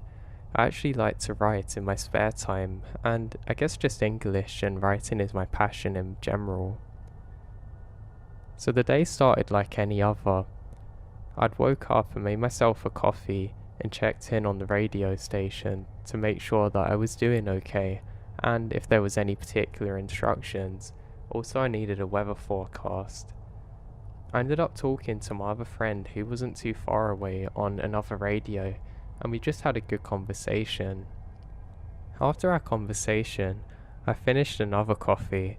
I used the first one to make me wake up and the second one to enjoy it, and I used the toilet as you can imagine from drinking so much coffee. I had some breakfast and needed to set out for a while. I had certain things I needed to go and inspect to make sure everything was normal. I count my way down the steps, which is something I always do just out of habit. I make it to the bottom of the tower and double check that I've actually closed the door and everything. And I can't remember exactly if I locked it or not, but I'm not too worried. I haven't seen anyone out here for a while. I then set out on the gravelly path. Now the path itself is actually pretty nice because we have some gravelled areas which is a lot better for your feet than walking over the true forest land. There's quite a lot of trees that have been downed, and I really have bad times slipping on these because I'm not necessarily too careful. I'm always taking in what's just ahead of me. I continue walking on my gravelly path and I can see the trees ahead of me are roughly 100 feet tall. They're really beautiful. I continue going forward to make my way onto a small bridge. The bridge has been there for a while and it's made out of wood, and I know that might scare some people, but I think it's actually really cool. What's nice about the bridge is that you can see some fish in the water nearby it, with parts of a river that's running past where I am. The reason I like to walk this way too is I get to see parts of nature that I can't see up in the towers. Because of course, if you're constantly scanning the horizon, you don't necessarily get a chance to see what's actually going on directly underneath you. So I head over the bridge and everything's fine. I'm actually running a relative inspection on the bridge as something that I have to do, which is one of my duties. I continue walking along the stream now, which is really beautiful and picturesque, and everything's normal. I don't actually have my radio with me at the time though, because I just want to enjoy this part of the day, and to be truthfully honest, I've actually forgotten it. I'm not too worried though, because I've never had a radio call very early in the morning, and I'm pretty confident being out here on my own. I continue on my trek and make notes that nobody's been around here, and there's one area that I have to check out because there's been reports of people loitering around, but I can't really see anyone. I do find a strange kind of clearing that looks like people have been there recently, but there's no signs of life whatsoever. I think most likely it's some kind of animals that people have seen in the night time and mistaken them for people, so I just put it down as nothing. Now the whole time that I'm doing this, I'm constantly taking notes of my surroundings, making sure that everything's okay. The thing is, when you're a fire ranger, you have to remember that a fire can start at literally any time, and you're responsible for the safety of everyone in your area and the surrounding areas. It's a job that I took very seriously, so I was always on point with things like this. I continue on my short trek, and the trees actually changed slightly. They're a little bit more skinny now, and there's not really much of a path for me to follow, and there's lots of large rocks around. Now one good thing I noticed is there's lots of moss type things on the ground, which is very important because it means the air's not too dry, and hopefully it stops any fires spreading if they would start. Now as I'm walking, I hear a very loud thud sound. It literally sounds like something really big has fell out of a tree. I stop for a moment and think maybe it's a tree that's just fallen, or maybe an animal has fell out of it like a bear or God knows what. I have a look, and for the life of me, I can't seem to locate where the sound comes from. It was either that or some kind of Bigfoot. I laugh and continue onwards, thinking it's probably just a fallen tree. I make it up to a hill, and I do some more surveying, and everything's as it should be. I've now completed this part of my duties, and I'm heading back towards the tower. I'm actually pretty happy now. The first part of the morning's actually always my favourite, and I like knowing that I'm out here mostly on my own. I've got another 2 or 3 days ahead of me up here, so I need to make sure I keep my mind occupied. So I decide to do some reading. I speak on the radio once again to my friend, and I tell him that I actually heard a strange sound, which was like something really heavy falling, but I can't figure out exactly where it's from. My friend laughs and says he's actually heard the same before, but not to worry about it. It's probably just some trees falling down where their time's come. I agree and stop what I'm doing. I hear another sound outside that sounds very similar to what I was just speaking about to my friend. I tell him there's something I need to check out and I'll be back soon. He says roger that. Over. I say over and head out. Now, I wasn't really sure what I heard this time because obviously I was talking to my friend and I wasn't necessarily engaged with what was happening around so much. And I realised that whatever it was must have been coming from near the stream. I think it's quite odd, and I'm worried that maybe it's somebody out here that's in trouble. It could also be from a fire where a tree's fallen, but I would know if it was a fire, and this sounded different. I ended up making my way along the rocks to roughly where I thought that I heard the sound from. I take a moment, pause, taking everything, but yet find nothing. Now, just off ahead of me, I'm certain that I can see a person just off the other side of the forest, dressed in virtually all black, just going behind a tree. I think, oh, so that's a bear, so I probably need to get back now. I don't have any bear spray or anything like that with me because I've come out very quickly to investigate. I'm pretty worried because if this is a baby bear, then mama bear's going to be pretty angry. And God knows how many there are, and I'm not really ready to fight them.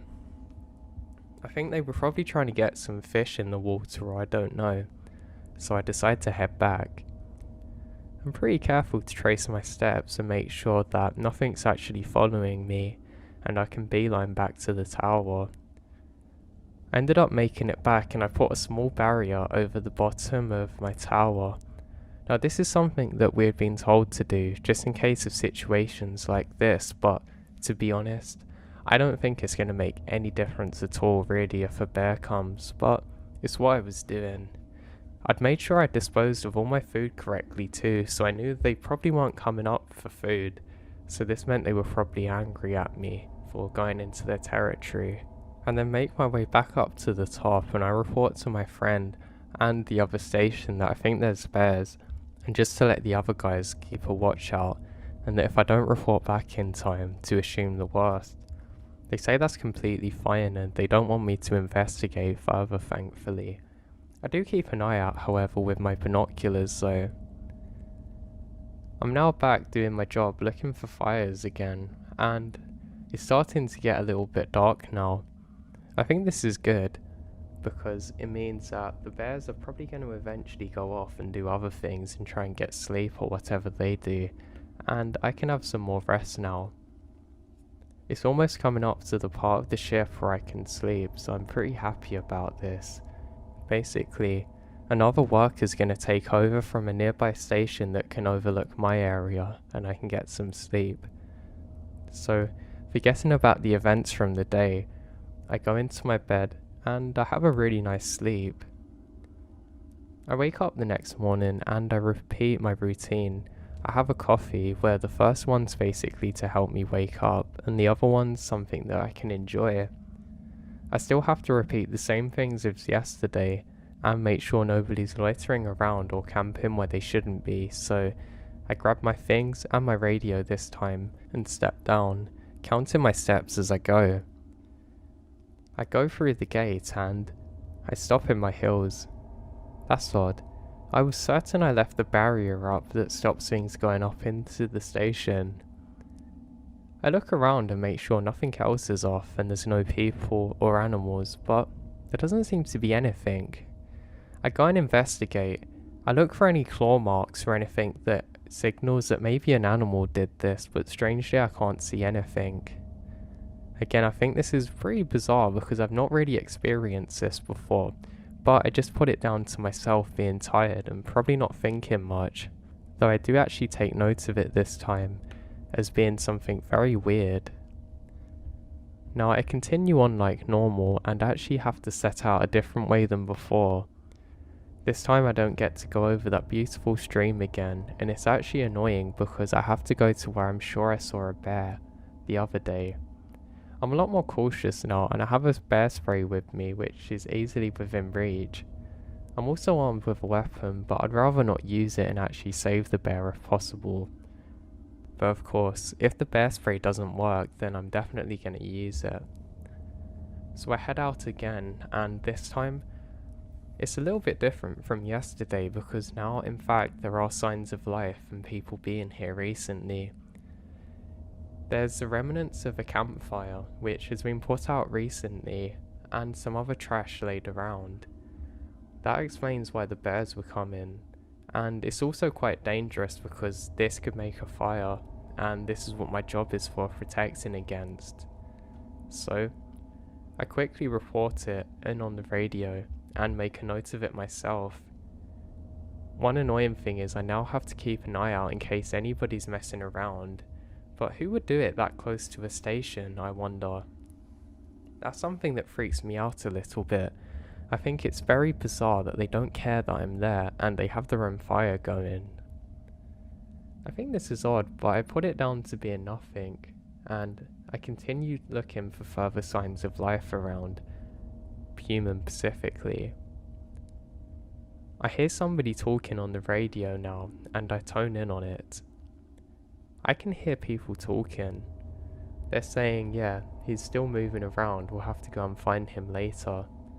It's quite hard to make out exactly what they're saying, but some of the other fire workers or park rangers have obviously found some people messing around here that shouldn't be and are trying to locate them. I think this is good because at least I'm not doing this all on my own now. I ended up switching off to another channel, which is my main one, and I continue on. I don't find any other signs of life now, but every so often I am certain that I can see a tall silhouette figure in all black just off in the distance, just far enough that I can actually doubt what I'm seeing. I'm pretty sure this is a bear, but the weird thing is it was standing up straight now. So it means it wasn't a bear, but I don't know what else it could have been. I think this is pretty odd, and I just put it down to my mind messing with me a bit because of being out here for a while alone. I've now completed the main thing I need to do for the day and can actually head back again and just relax a little bit. Now when I get back to the tower, I'm sure that something's off. I can't describe exactly what it is, but the atmosphere just feels different. I once again put the gate down and I make sure that I'm 100% certain I've done this correctly, so I don't have to second guess and doubt myself like I did before. I have one look around for bears or other animals and I don't see anything and make my way up the stairs. Now when I get to the very top, I can just about make out a light coming from the area that I checked out the other day. Bingo, I think. This is it, a fire. I can go and report it in. I quickly go and grab my binoculars and take a closer look. I can just make out a red amber glow with the binoculars. Just as I go to radio it in, it goes out, like it didn't start. I begin questioning what I'm actually seeing, and I decide to actually step out from inside of the cabin thing at the top onto the balcony.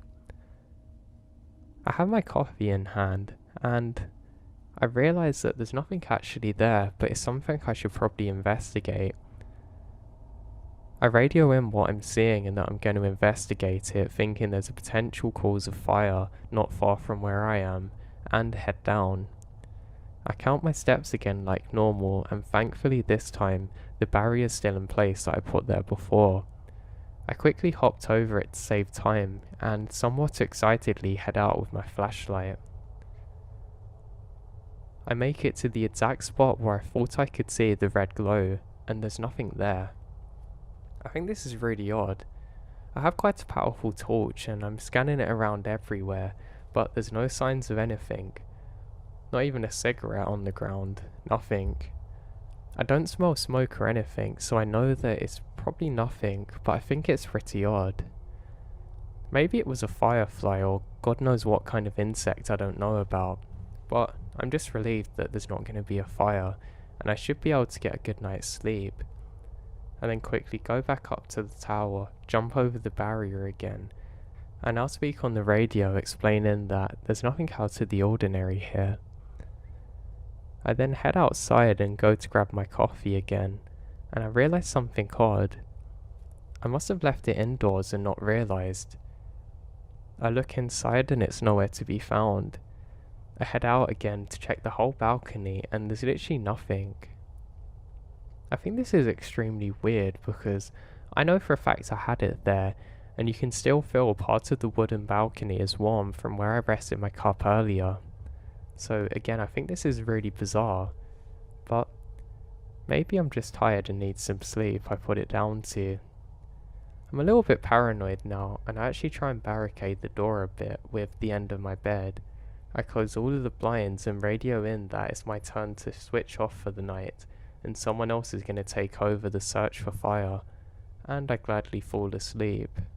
I wake up and I'm excited because it's only 2 days left and I get to go home relatively soon. Usually being out in the wilderness like that is something that I thoroughly enjoy, but not this time. Something was just off and I couldn't describe exactly what it was. I wake up and have my morning coffee, and I head out to just peer over the balcony and see how everything is and take in the nature. I'm leaning on the balcony and I put my cup down, and I have a double take moment. There's another cup of coffee sitting there. It's very cold and has clearly been there overnight and it's half drank. I realise then that this is a cup of coffee that I left there from the other day. Now what's weird is it's in a complete different place from where I would usually leave my coffee. It's very close to the edge and I certainly didn't put it there. I'm very freaked out now and quickly throw it off to the side and take it inside with my new cup. I decided not to tell anybody about this just in case I was getting a bit tired and my mind was playing tricks on me from being lonely. And I report in that most things are normal and I'm gonna do my daily duties again. This time I take my coffee in a flask with me and I actually don't feel as safe in the tower as I usually do, and I'm quite happy to be getting away from it. I head down like normal and count my steps, and luckily nothing's disturbed my barrier. But this is odd now, because clearly something's been up there moving my cups around, maybe some animal, but there's no signs of anything. I have a look around and I can't see any claw marks or anything. Maybe it's a really small animal like a raccoon or God knows what up there, but that's really weird. How would it possibly know to move my cup and then put it back? And why would it have not just drank it and quickly gone off again? And why on earth would something want to crawl all the way up there? This was really weird now, but I decided that I should just get on with the day like normal and try and forget about everything that's been happening. I set off on my hike and begin. Now this day I have to head back over the beautiful bridge again, which is something I'm quite happy to do.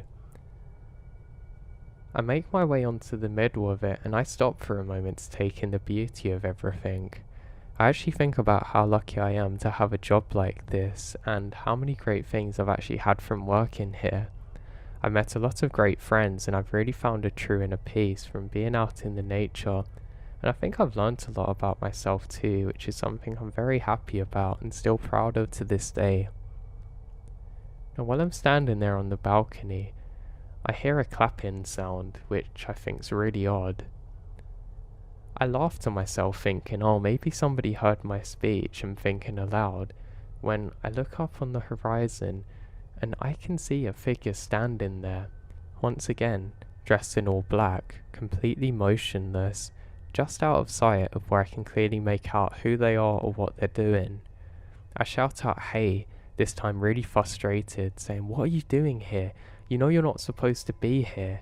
Who are you?" And there's no reply. I explain who I am and say that I'm about to radio this in, and the boys are gonna come and find you. You're not supposed to be camping here. This is your last warning. Now this figure does not move at all, which starts to make me question whether it's an animal or not. I think, God, maybe Bigfoot is real. I've seen a UFO before and I doubted them, so maybe a Sasquatch is about to come and get me. Now I can clearly see this figure raising its hand to its mouth, then slowly sidestepping into the trees.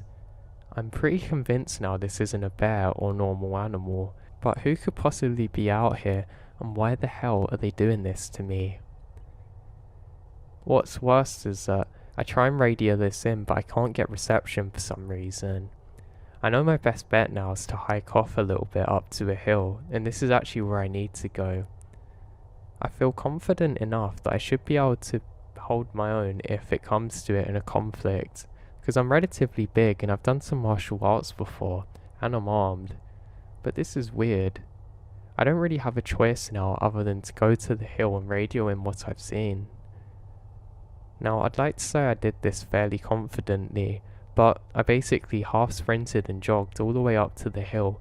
I quickly get onto the radio and say what's happened, and would you believe it? The controller tells me that I need to be 100% confident that this is a person and not an animal, and that I have to investigate.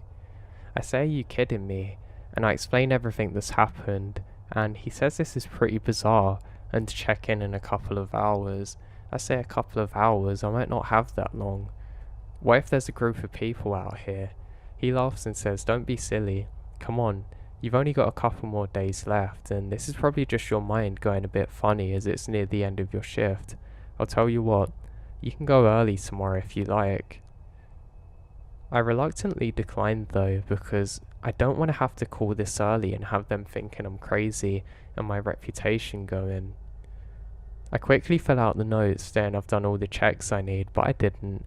I didn't really look properly at anything when I was running up this hill. I'm just happy to be up the hill and speaking to another person again. I open my coffee and start drinking it, and it tastes pretty weird because it's been so shaken up by my jogging. But I'm pretty happy I can sit and enjoy this for a moment, and to be honest, I pretty much forgot about what happened. I start to calm myself down and say, you know what, maybe the controller was right.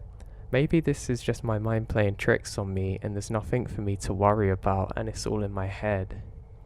I now take it one step at a time and somehow convince myself into continuing the rest of my checks.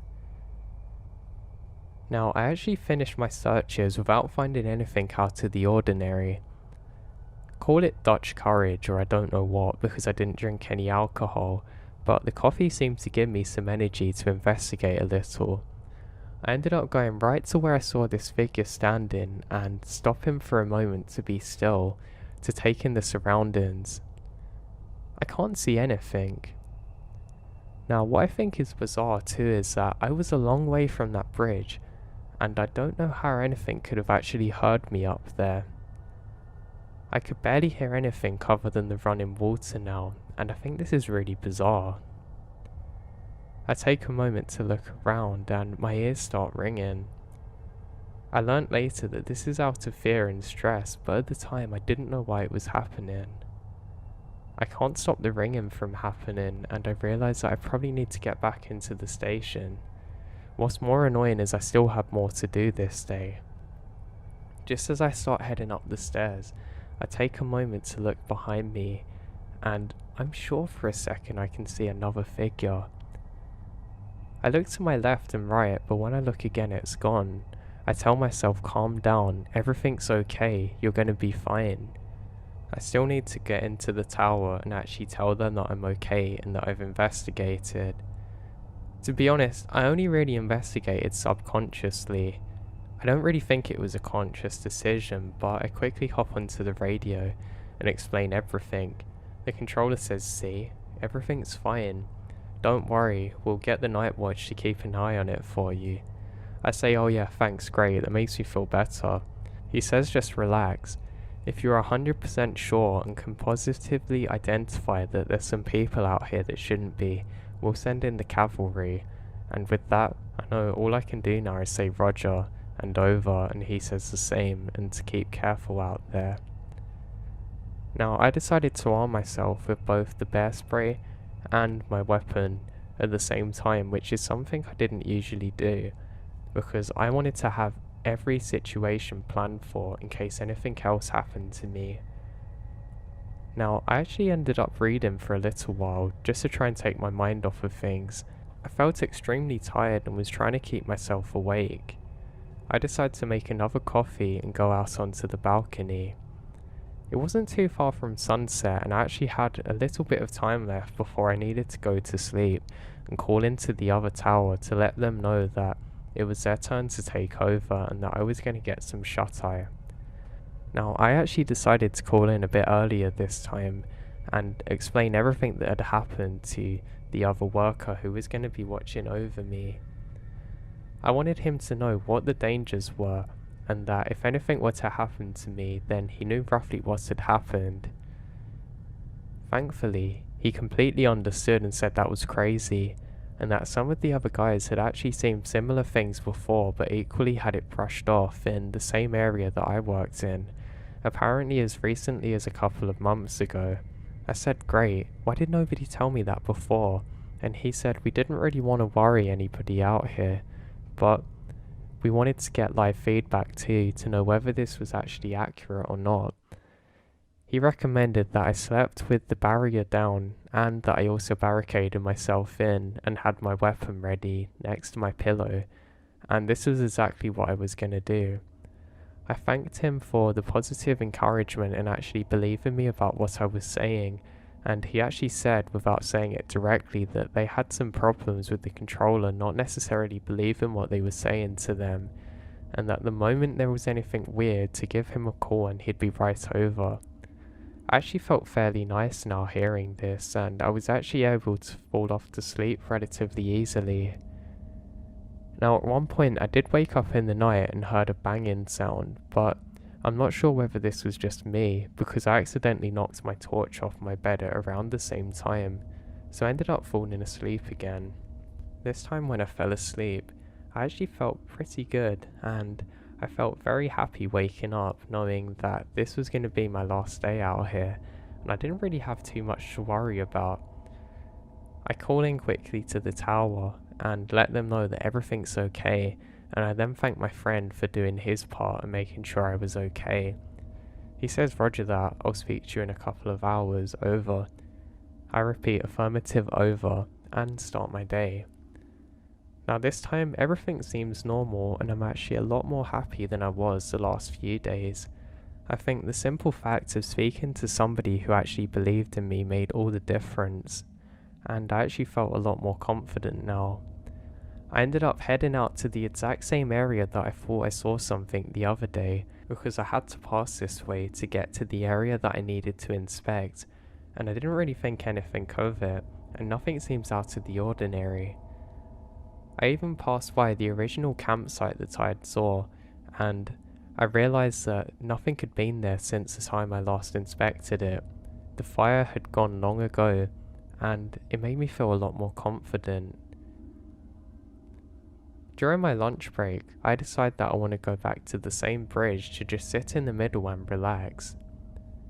Now, the biggest thing I was scared of now was maybe the bridge giving way, but I knew that was extremely unlikely.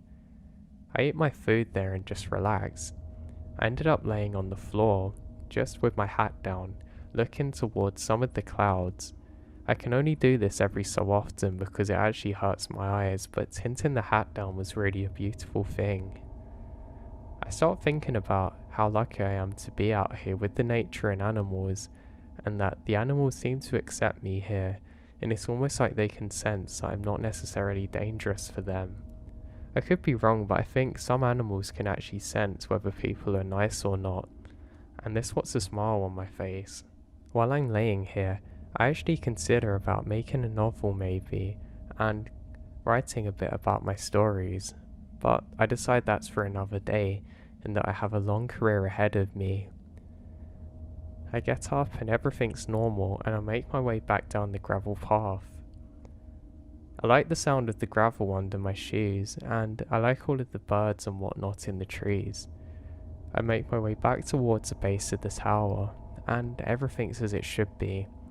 I start to think maybe the controller was right and there was nothing for me to be worried about, and I head up, but I'm still not completely out of the clear.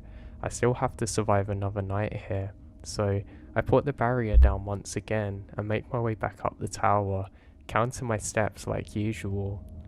I think this is just a habit I picked up that makes me feel better and more reassured in my situation, and that I haven't got to worry about anything. I get back to the top and I radio in that my shift's come to an end and I'm gonna call it in for the night, and in the morning I'll be returning back home. The controller says, "Well done, buddy. I told you there's nothing to worry about," and I thank him and sign off. I then call into the next tower over and say everything's fine, as he's about to watch my area for me. I take one last look with my binoculars for extra measure to make sure there's no signs of fire, and I now head in to my bed, once again fortifying myself here. Now I didn't want to fall asleep too quickly, so I leave my torch on above me so I can read. I'm reading a really nice novel that I picked up a couple of weeks ago, and I actually destroyed a few pages in my bag, and I was kind of making up in my head what the rest of the story should be. I didn't bother taping it up. I decided it was better that way. It's sort of become a part of me in a sense, if that makes sense. I have a good time, and before you know it, I was sound off asleep. I seem to fall into a very deep sleep this time because I don't actually remember dreaming or much of anything.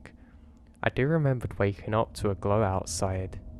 I feel pretty happy because it means that my shift is over and that I'm about to head off home. I put my socks on and start boiling the kettle, then I take a moment to look outside. I realise it must be the very start of sunrise because I can't see much else illuminated. I start making my coffee and I realise something's off. I can't exactly put my finger on it, but maybe, just maybe, there's something not right here. I glance down at my clock quickly to get my bearings and it says 3 AM. Something's definitely wrong now. Why am I seeing any light at this time? Oh no, it must be a fire, I've realised quickly, and I suddenly fill with adrenaline. I quickly call into the tower that there's a fire very close to me and they ask for the bearings, but I don't have them yet. I say I'm about to find out and to stay on the line. I quickly grab the binoculars and I look to where the glow is, and I can see the start of a large fire. It's very close to the tower, so now I have to get out of here. I now scream over the necessary information about where the fire is, and I go quickly to take another look. I look to the base of the fire and I'm trying to figure out exactly why this has started.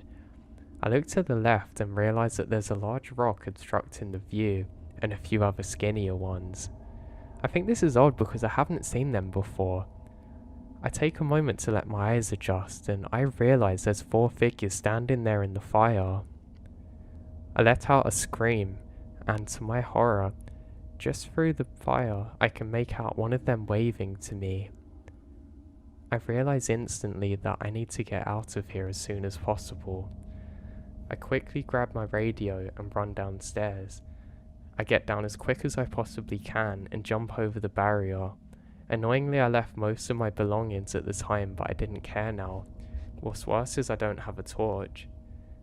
I realise, God, I didn't call in on the radio I was about to abandon post, but at the time I truly didn't care.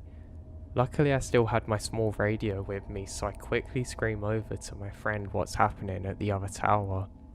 He says he's going to let everyone know and just to make it over to him, which is great because that means at least a 2-kilometer hike.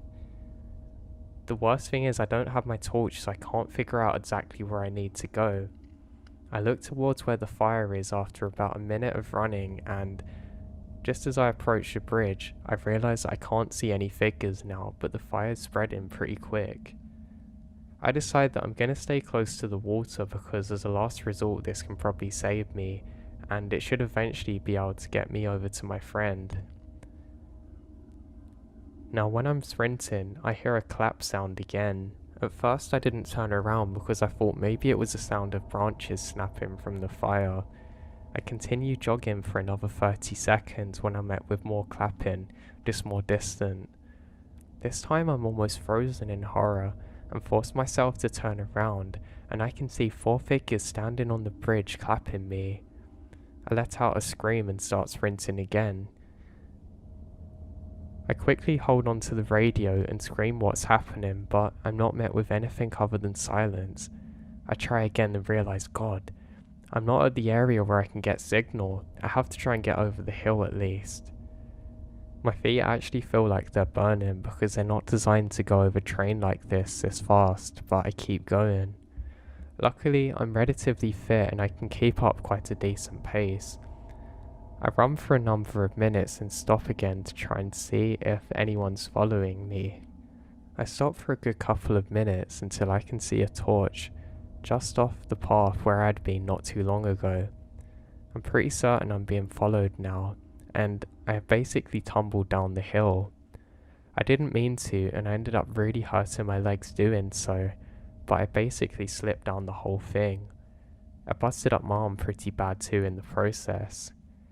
As I come to a stop at the bottom of the hill, I can no longer see the fire because it's out of the line of view. This is good for 2 reasons. 1, it calms me down a bit, and 2, it means my friend isn't that far away and help. I go to call in on the radio, but I realise that I've lost it in the tumble. I say, God, I can't believe you've lost this, to myself as I force myself back to my feet. What's worse though is I've had to adopt a kind of slow hikey pace to try and make it out to where my friend is because of my injuries. What's worse is where I have to jog now, I'm not really going to be able to see much further ahead until I'm basically at the base of his tower, which isn't really great because I could be going in the wrong direction now. And that's just what happened. For the first 2 minutes, I'm certainly going in the wrong direction. I stop for a moment to catch my breath and hide underneath a tree. Just as I do so, and I'm able to calm my thoughts and slow my breathing down, I'm met by a running water sound. I do a small prayer and thank God for leading me in the right direction. I now head very close to the stream, and I know this is going to lead me to my friend. I ended up wading through the water a little bit by accident because it's quite dark out now. I can feel blood on my arm, and I'm a little bit worried about it getting infected, but that's a later issue. I decide I'm okay to walk a little bit now, and I continue onwards. I need to walk just to gather my breath and not make my injuries worse when I see more lights ahead of me. Oh no, they must have followed me when I slowed down and saw where I headed, I think, and I quickly ducked down in the water. I'm just off on the side of a bank and trying to hide myself amongst rocks. I don't know what to do at this point. If these people are ahead of me, I have no option but to hide. I decide the best thing to do is to get a visual, and I quickly peer over the bank. I see the lights again to my horror, but then after a moment I realise they're blue flashy lights. These are police, and there seems to be a few of them. I feel a wave of relief wash over my body, one that I've never felt before, as I re-emerge from the embankment. I head up the hill, and I go to shout out for help, but I stop myself, realising I'm not entirely out of the danger yet. I continue walking along the edge of the bank, and I eventually make it over to the path that leads to the tower. I have to be careful now because I don't want to make them jump and they attack me by accident. So I instead decide that I should call out the name of the other worker that's my friend.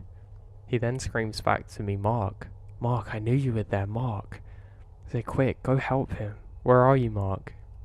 And quickly 2 police officers rush over to me. I ended up collapsing to the floor and slowly telling them what has happened.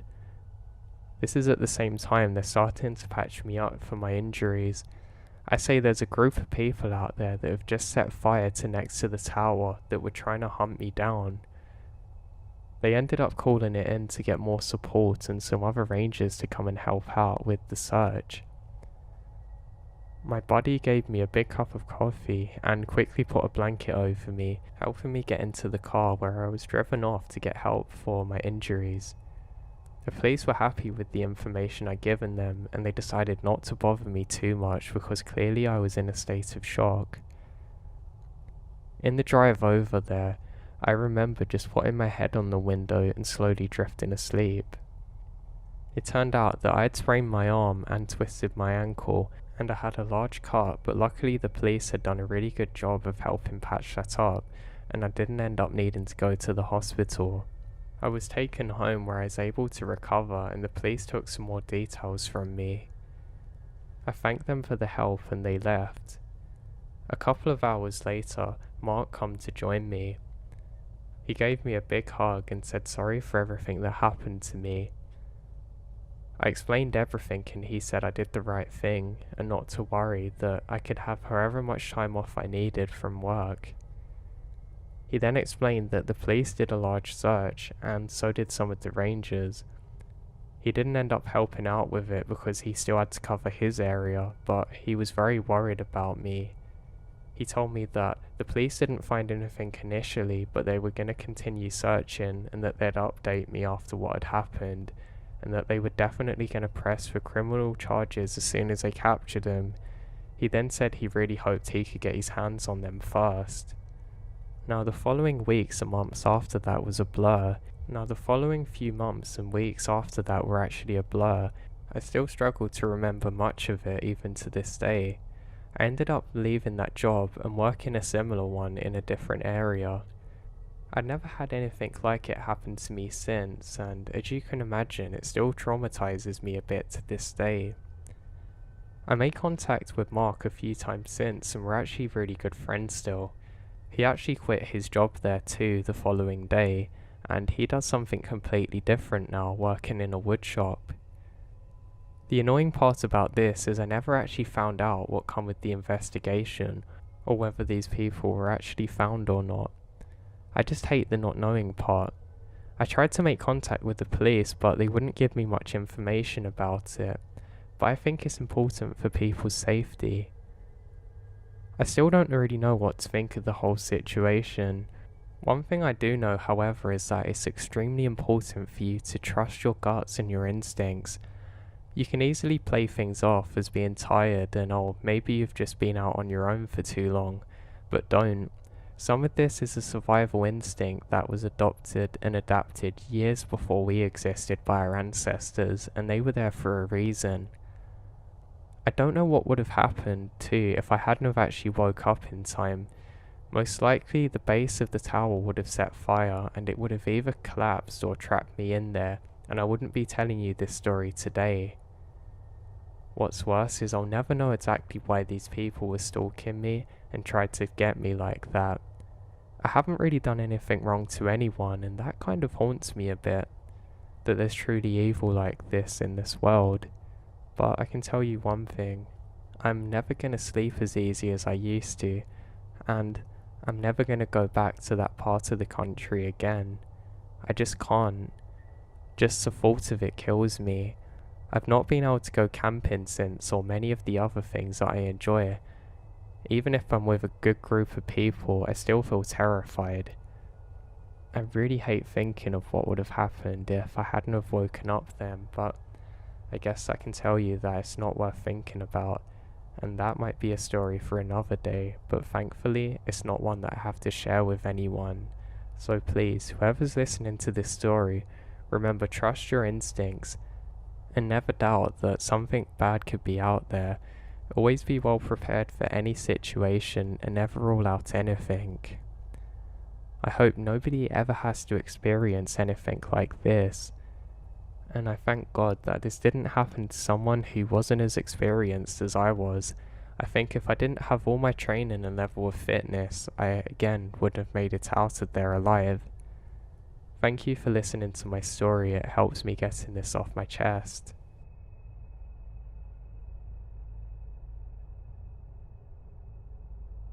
Now, I'd been a search and rescue worker for a few years, so I'd really seen my fair share of crazy things happening, a lot of which will stay with me forever, whether I want it to or not.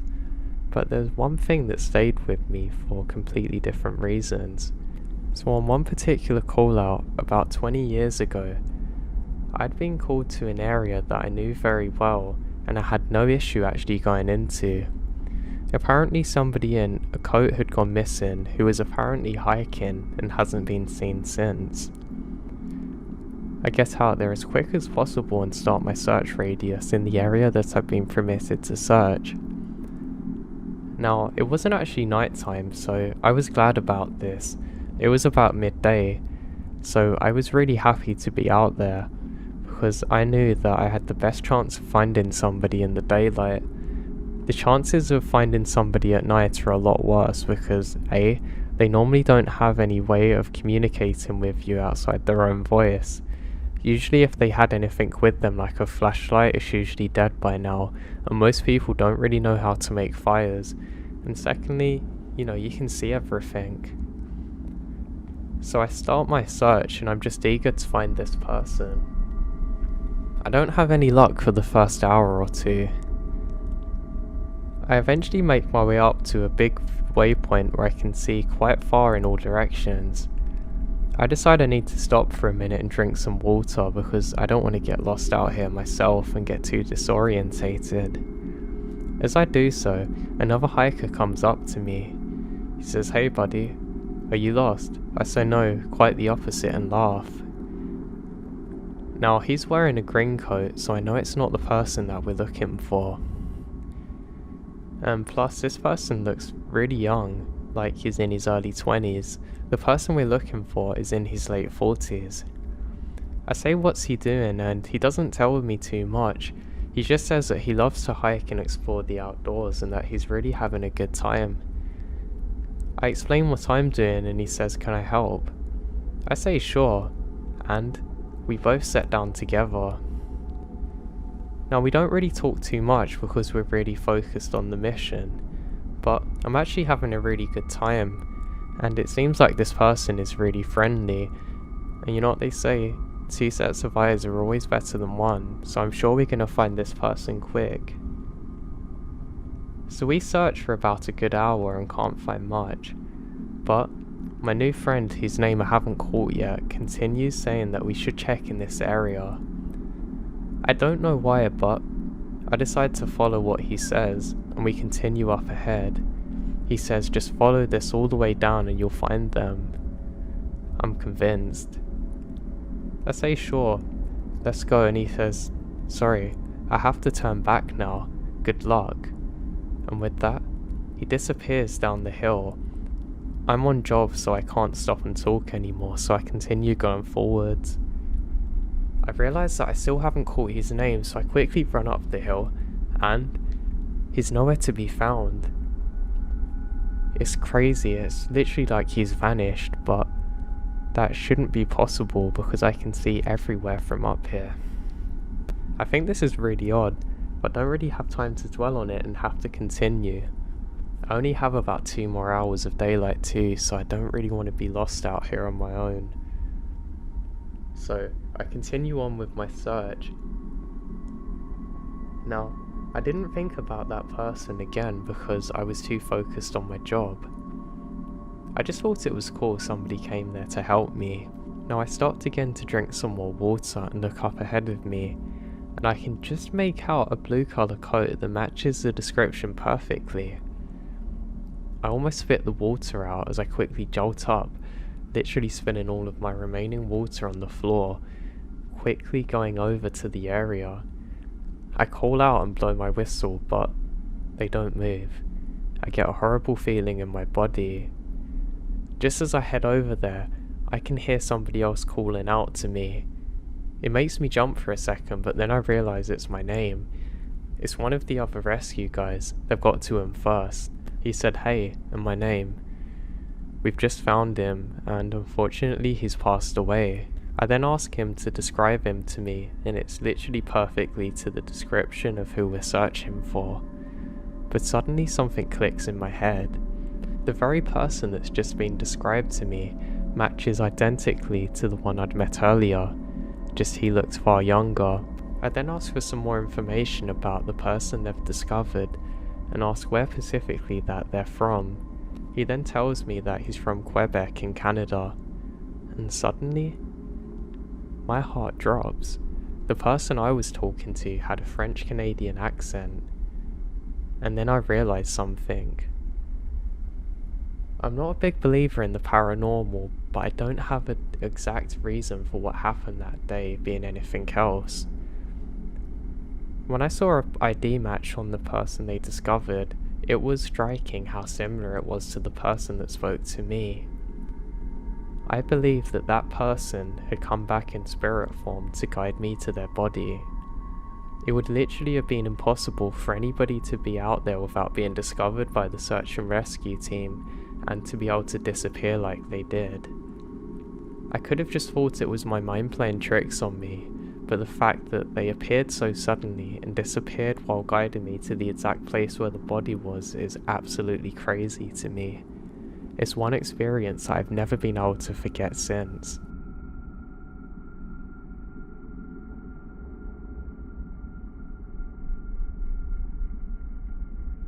My dad had been a fire watchman for a long time, and it was never really a job that interested me too much, but some of the things he told me give me nightmares even to this day. I always told my dad a lot of it was probably his mind playing tricks on him, but he's also said other things that made me think otherwise. I want to share a few of them with you today. Now, my father said that it was during one summer that they got an unusual call out. Apparently, somebody had spotted some smoke in one area that was within my dad's region that he had to cover. He had a look in the binoculars but couldn't actually see anything, so decided to go and investigate in the general area. As my dad heads down there, he has a strange feeling that he can't shake, almost like there's some kind of impending doom. He doesn't know what it is.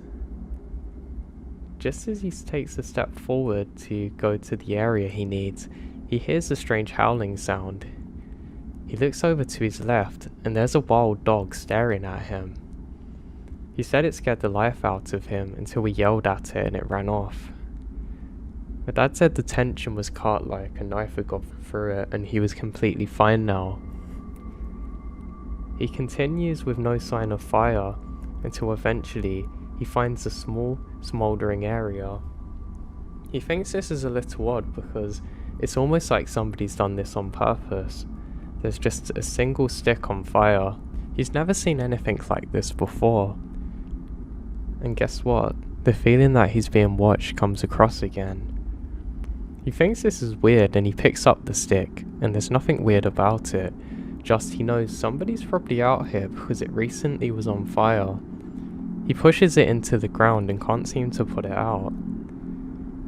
As he's doing that, he sees somebody throw a stone right next to him. He shouts out, "Hey, whoever's doing this, you better stop." Just as he's doing this, he stops midway through his sentence and realizes there's a note attached to the rock. Confusingly, he goes over to it and opens it up.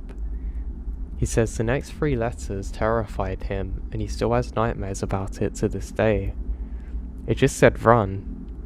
My dad looked up and somebody has set fire to next to where his vehicle is and almost entirely around him.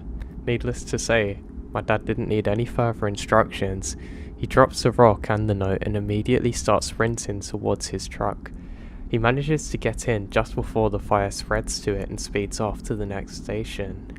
He radios in what's happened, and some of the other guys say they've had some strange reports about a group of people in the woods. My dad finally makes it to safety, and after a while they manage to put the fire out with some of the fire services and other departments. My dad files a police report of what's happened, and a few of the other watch guys file their reports of the strange men they saw. Nobody's sure exactly what happened to this day, and I thank God that my father made it out of there safely. I mean, heck, if he didn't, you wouldn't be hearing this story now. But it absolutely terrifies me to my core, thinking that Not only could I have not existed, but some absolute lunatics were out there in the woods doing God knows what, trying to kill an innocent man for no reason. My dad said after that he had a long time off work and got stationed to a complete different area. He actually moved states after that, it scared him so much, but more on that another day. Now my father would also tell me about some beautiful things that they would see in the night sky. Of course there wasn't too much light where my dad was, so in the tower you could get a beautiful view of the stars usually. He said he always liked to see different galaxies and nebulas through his binoculars, and planets sometimes. He said it would only be a star, but he knew exactly what it was because he was always into astronomy, and when he was younger his father had a telescope that he loved to use. And of course, from my dad's generation, they had the whole space race and moon landing, and my dad can just about remember Neil Armstrong setting foot on the moon. I wish I could have seen it. So my father tells me that there was one night in particular that something was just off. He was looking through his binoculars at stars for a few minutes when he realises that the area around him is slightly too warm. He's not sure whether he's left the heater on, but he goes and checks and nothing's on. He thinks this is odd, and as he steps out again, he realises the stars look different from normal. It's almost like they've moved. He's pretty sure it's just his mind playing games with him, and he's sure not a coward, so he continues searching. As he does so, something very bright appears behind him, almost like somebody's turned on a flashlight. Now initially my dad doesn't know whether it's his eyes messing up or what, but as he turns around, he can see one of the stars floating just above the tree line. He's fixated on this for what feels like an eternity, but was probably only 1 or 2 minutes. While doing so, my dad realises that the warm sensation has come back again.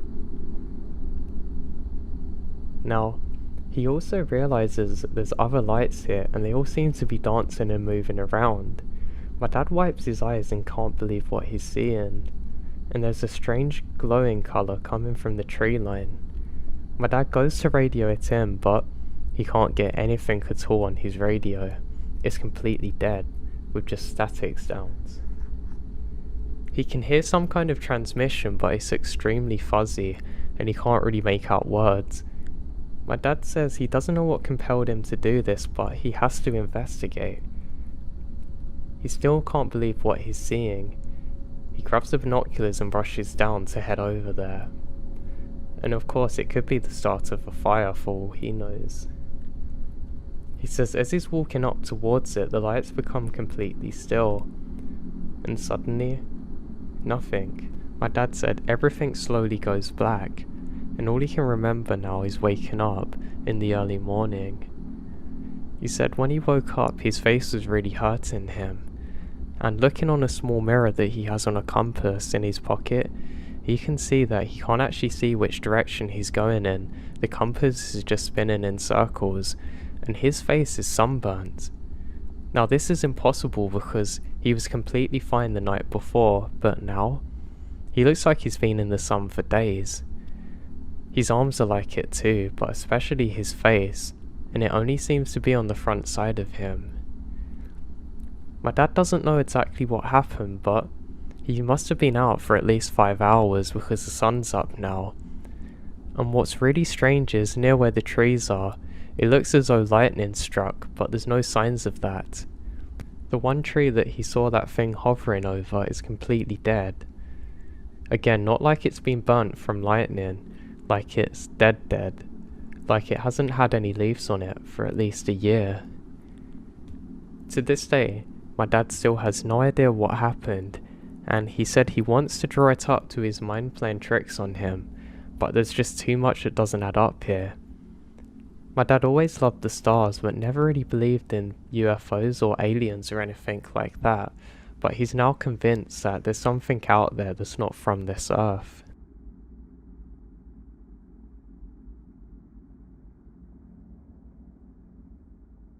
So I used to live near an infamous road. It's a thin road with no street lines, but only a few houses at the end, and lined with thick woods. There were no streetlights. We heard stories like ghosts being spotted in the woods, weird beasts and creepy vibes, and a penny throw off a bridge coming back to you. Now my boyfriend and I decided to drive down to it in his car one night. Now my boyfriend has a manual car. The road had several pull-offs where you could park and sit. We pull off at the first one and take some footage of the woods. Nothing happened, so we continued driving to the next pull-off. We parked and shut off the car. We hear some rustling, but both assume it's probably an animal moving away from the sound of the car. We sat there for a few seconds in the dark of the woods. We then heard something hit the car like a rock or something. We then hear several pounds on the top of the car. At this point we decide to drive off. We try and start the car, but to no avail. It stood still. I was freaking out and told him to stop messing around. He then looks at me and says I'm not. While in first gear, he then presses on the gas, beginning to pull away quickly. Against all logic, the car was fighting to go forward against something that wasn't viewable. The towel lights it up, and behind us we can see nothing. Out of nowhere, the car miraculously jumps forward, and we drive off quickly. We try and blow off the experience of not being anything, but it's pretty crazy. We eventually decided to pull off near the bridge and park up. We go to throw a penny for the true experience, and we hear it hit the stream. It doesn't come back. We then look towards the car and can actually see somebody walking towards the back of it. We rush to the car, but there's no sign of anyone. This is the last straw, and we decide to get off the road ASAP. As we're driving away, we hear something else hit the car. This time it sounds like a penny, but we can't be sure.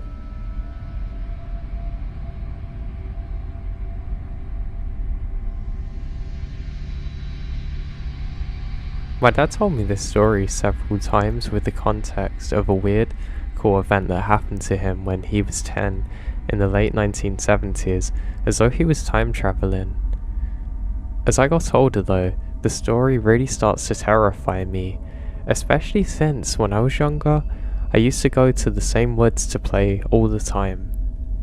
So his story started off with him doing normal things that some 10-year-olds might do.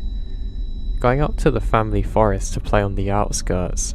Mind you, the entire area spanned over 65 acres that we own, but overall it spans miles. He said that it was a normal day and nothing out of the ordinary was happening, until he got to about halfway through the entire woods. He looked into the very far end of our area and heard multiple men's voices coming from inside. My grandfather used to be a farmer, so my dad thought that it could have been one of his uncles. Being curious, he runs over to the woods to investigate. There, he walks into the trees until he comes across an entire logging crew clearing the trees. He said that it was nothing like he's ever seen before, and these men were working and are completely ignoring him as though he's invisible, literally.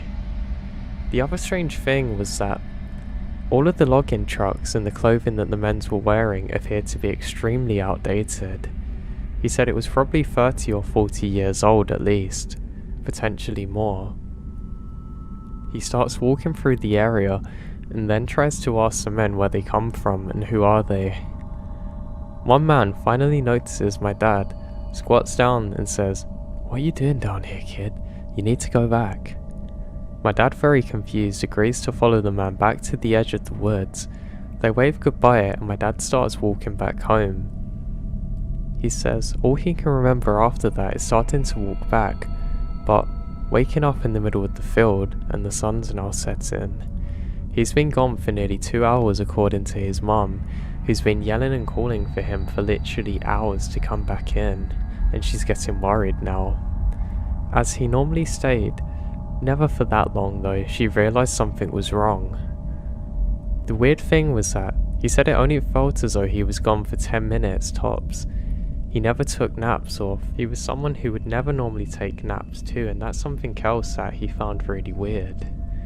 For some reason, he never felt the need to bring it up until he saw my grandmother. I still don't understand why he never did, and he still to this day doesn't really know that I understand either. He said when he got home, it was like he couldn't really speak at all and he was incredibly drained. As the next few days go by, he told himself that it was probably real and that his dad probably hired people to go out there or something. He said things got really weird though when he went back the following week, and it was as though the men were never there. The trees were not cut, no tyre markings, nothing. So he still didn't bring it up to his folks for some reason. Years later, as an adult in his 30s, he sat down with my grandfather one day over lunch, and somehow, getting on the topic, my dad wanted to ask him a few questions. By this point, my dad was convinced that he either had a very weird dream and really did pass out, or that he had time travelled somehow. To be honest, at this point, he did not really think of it as that strange of a dream. Now there's some questions. He asked my grandfather about the property itself. How many times has it been logged? Among other things involving logging. The biggest thing that stuck out though was that my grandfather told him that about 30 or 40 years ago, before my dad was born, his family had hired a logging company to clear and sell lumber. Nothing super eventful, but it matches almost perfectly to what he saw. Thinking back to my own childhood, there were so many times I went exploring by myself or with my dogs in the same woods. The strangest thing I can ever think of what happened to me was that I would occasionally hear men yelling construction talk, but I always thought it was my neighbours, but they were never there. It sort of sends a chill up my spine thinking about it now. I also found a barbed wire fence mashed into a tree, horseshoes, and old tools that were used for farmland, as well as interestingly shaped natural streams. There's tons of natural cave systems on our property too, which I've managed to find one where one of the streams flows into the underground. It's quite beautiful really, but there's some creepy areas that are entirely empty, dead of everything including weeds, looking as though it's been untouched for decades.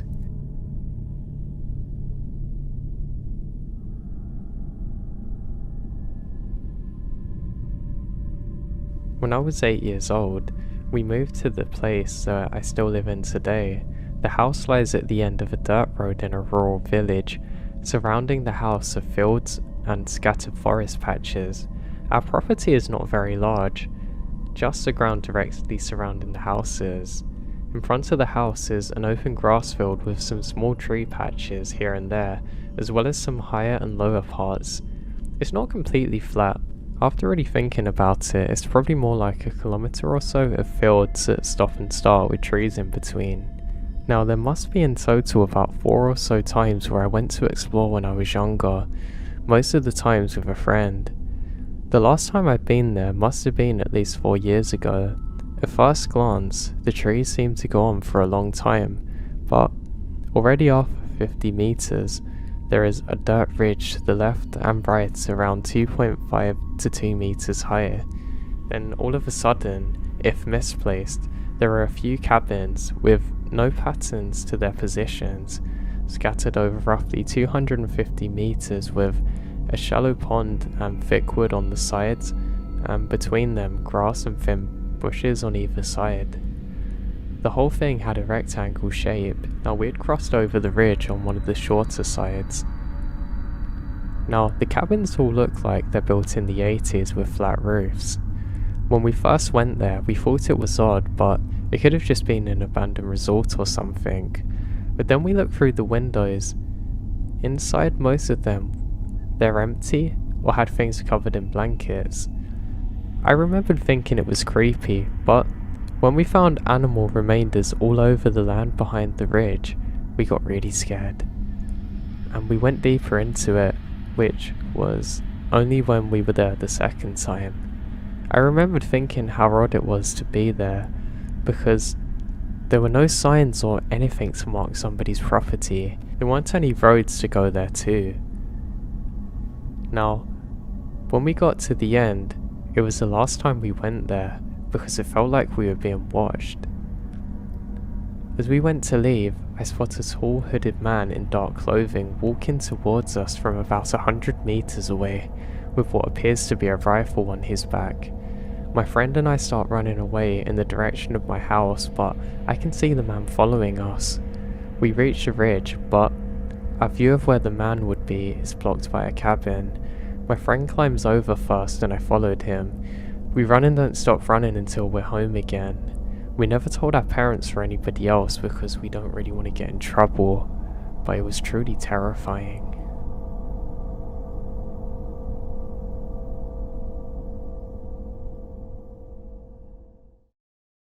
Okay, so I have no idea exactly what I saw that night. I have searched everywhere for sightings or even myths around the area we saw it, and I found nothing. If anyone has any idea what we saw, or even if anyone else has seen it, please let me know. My husband and I think it could be a Wendigo, but I'm not sure. Now, my friends and I go camping a lot. Our favourite place is Red River Gorge, Kentucky. We go there so often, and I've been there since I was an infant.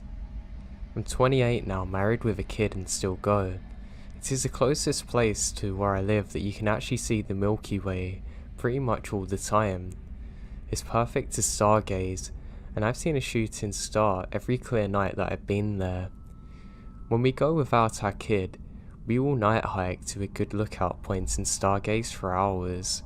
Our first experiences night hiking, we would go to the trails we knew well, and were used to frequenting during the day. Now, the most used trail in the area is one that's known as the Natural Bridge Trail.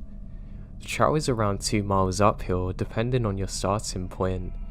I've done this trail every summer of my life and could do it blindfolded.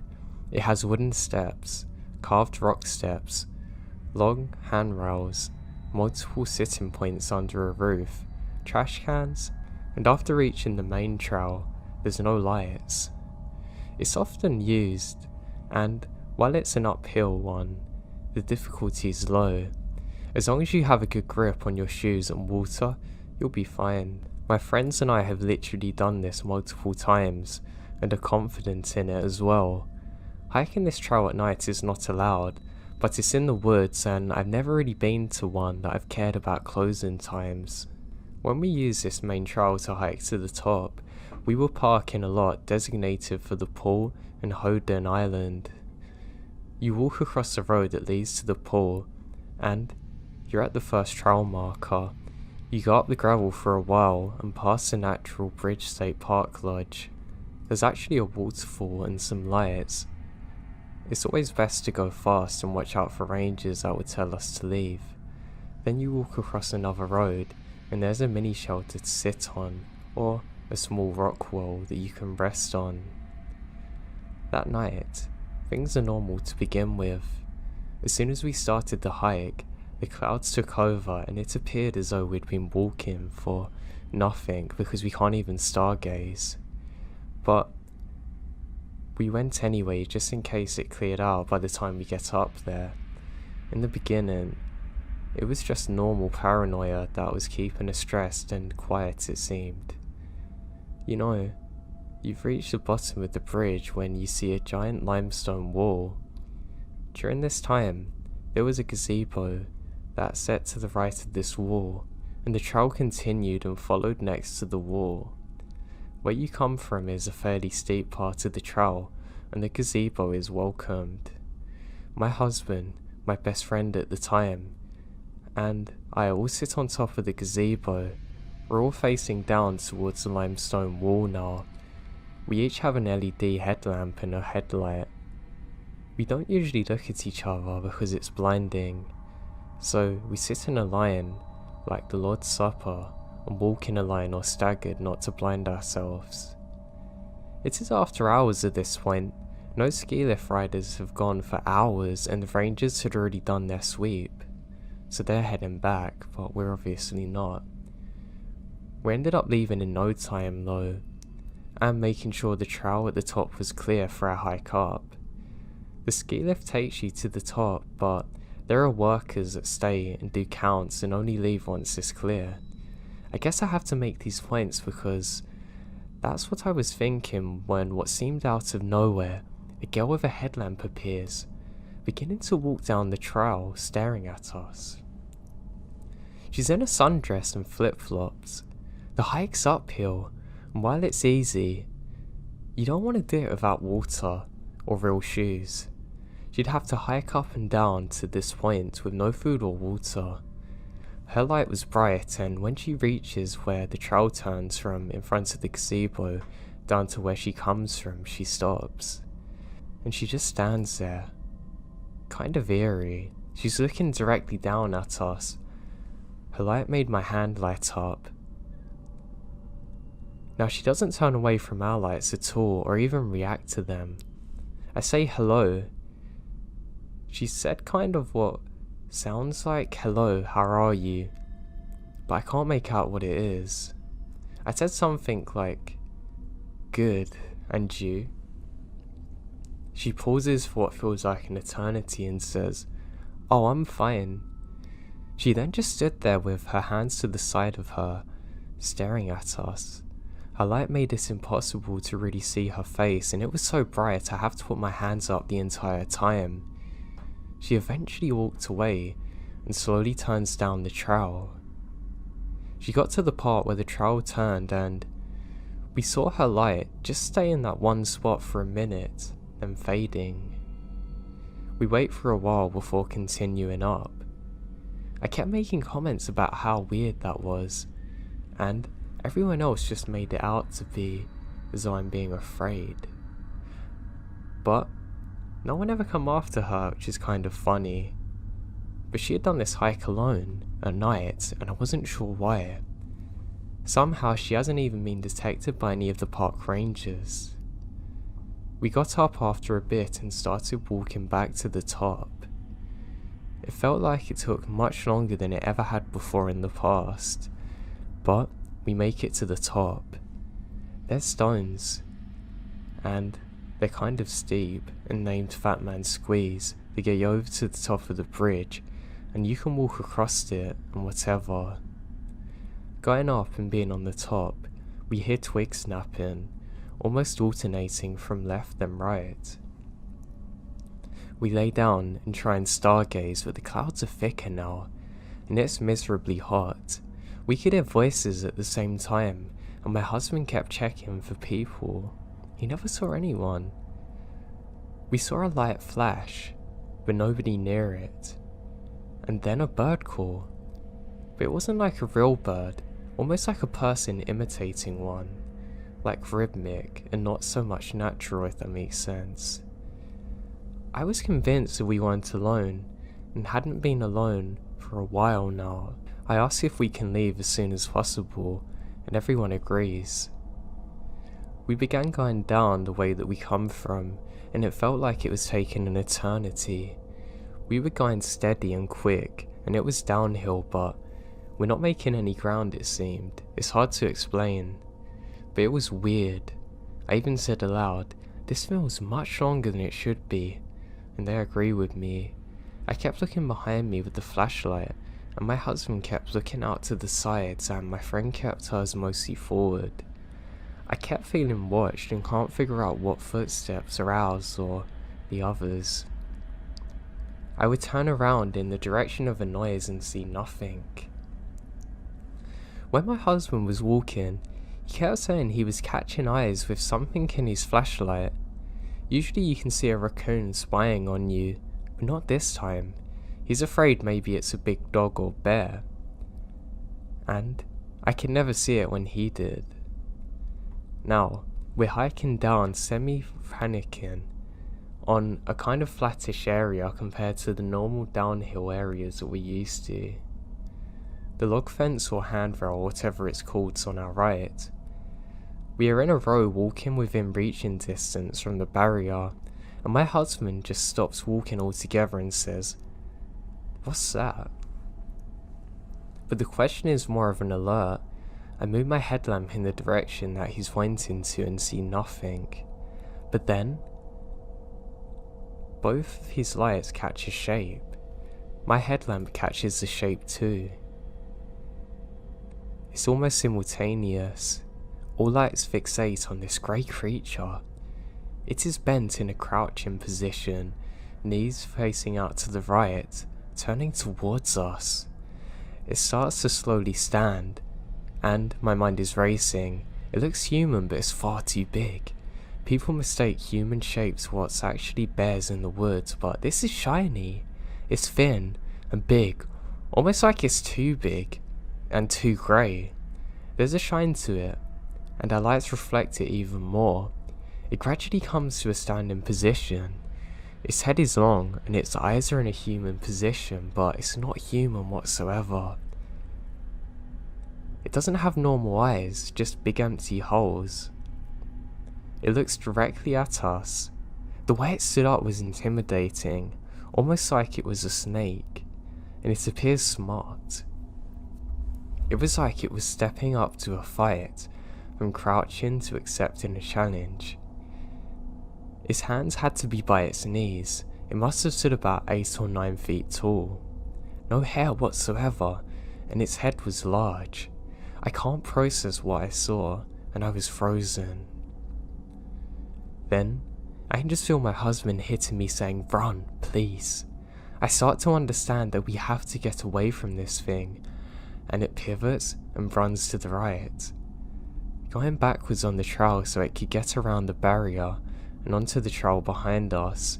We take off the rest of the way running down the trail, knowing that this thing could take off so much quicker than us and get to the barrier so quick. We didn't talk much at all because we felt so scared. We kept running as far as we could. It never felt like we're even out of sight of this thing, let alone reaching distance. As we made it to the trail beginning with the gravel, we could hear something to the right side crashing down through the forest. We run to the road and get to the car, driving off as quick as we possibly can. When that thing looked at us, I knew immediately it was much stronger, smarter and faster than us. I knew that if we hadn't seen it, it could have taken one of us at least. I think it only hesitated because there's such a big group of us. When we made it back, we were all terrified, trying desperately to figure out what we saw, but none of us can make sense of it.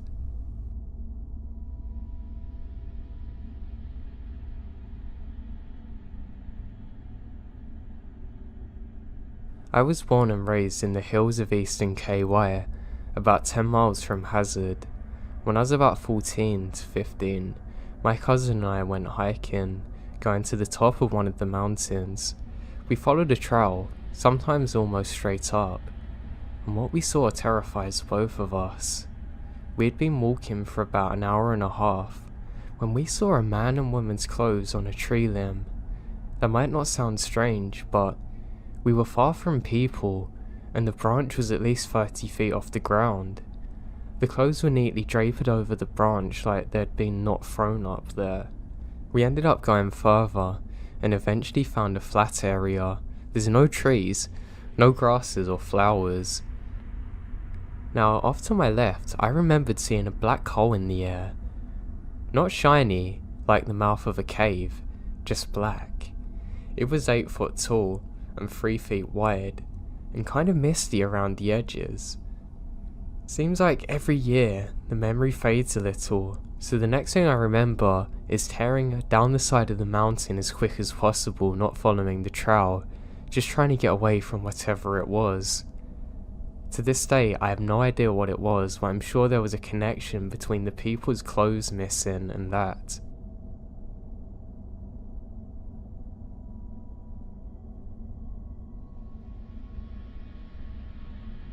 I've been lurking here for a few months, but decided to tell my story finally. My family and I are from Oakland, CA. It was 2012, I was 16 and my brother was 12, and my parents are both in their mid-50s. One summer, we were on a road trip and ended up camping in the mountains above Lander, WY. I remembered sitting in the back seat behind my dad who was driving. We're on a dirt road above Sinks Canyon. All of the windows are open. It's July and really nice out. We pulled over by the turnout to one of the lakes to the right of us to take a look at the map. My parents weren't sure about how to get to the campground on the other end. It's quite a few miles away. About this time, a young lady came jogging from the other direction. I remembered she was blonde, had a yellow tank top and dark shorts. My dad waved out the window to call to her. He said we're lost and said you know the area. Yeah, sure do, if you keep following this. She mentions, it will take you to Louise Lake. The campground's to your left. We thank her and she says she's Amy. Anyway, a few years later, I see an episode of Disappeared that featured a young runner who had gone missing in the 90s outside of Lander, WY, and I immediately get chills. Apparently she was never found. They show her picture, and the hairs on the back of my neck immediately stood up. It's her, and her name's Amy. When we saw her, she appeared to be the same age, even wearing the same clothes in the program. I showed my dad a few days later, but he didn't remember specifics. He remembered her being called Amy, but that was it. My brother was asleep when this happened, and my mum had no comment. But I know what I saw. It was Amy.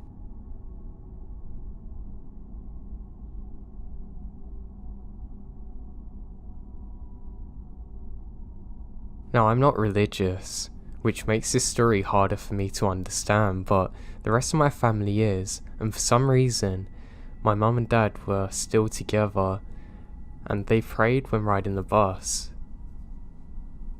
That was just a habit they had. We lived in Finland out in the woods a bit, and strange things aren't really that common here. This happened before I was born. I was in the womb. My mum and dad got on the bus, and noticed a tall, slim, dark thing sitting behind the driver. It's wearing all black robes. Now they can see because it's darker where the tree line is, and it almost stands out as being pitch black compared to the surroundings. To this day, they don't know if it was male or female. They sat a couple of seats behind the thing, and as usual start praying. My mum noticed the head of the thing start to shiver and jolt lightly. She didn't mind it, but the more she prayed, and the further into the forest the bus drove, that thing seemed to get more agitated. My mum shivers when she speaks about it. She has had so many nightmares about this thing. My mum started getting a weird feeling. My dad didn't care as much, he's used to weirdos, but the jolting intensifies and the long greasy hair barely holding on the top of the head starts whipping. The thing then starts growling and hissing. Suddenly, it stopped. Its head turns all the way around and stared with its soulless and dark eyes straight at my mum. A wave of panic overtook her as she started frantically pressing the stop button. They get off and my dad said, "What is it?" My mum explained the whole thing, but my dad brushes it off. Said that there's full of weird people on this bus. But here's a kicker. My mum often has visions, and they're often true. She once saved a guy from committing suicide and had a vision of his chair he was sitting on just before he jumped off a roof. She also saw his face in the vision. She knew where he was going to jump. He said afterwards that he told God that if somebody doesn't speak to him, he'll die. Back to the story. My mum saw a vision of the thing standing in front of their door, and she freaked out and refuses to go home. But my dad, in his nature, dragged my mum along and ensured her it's going to be alright, and how ridiculous the vision is. I bet you know where this is going. They got home, and sure enough, the thing was right there, right in front of their door. They freaked out, ran for their lives, and escaped into a bar calling the priest. He said that under no circumstances do they touch or even go near that thing ever. They waited in the bar for hours and finally noticed the thing's gone. They then had the priest come and purify their house.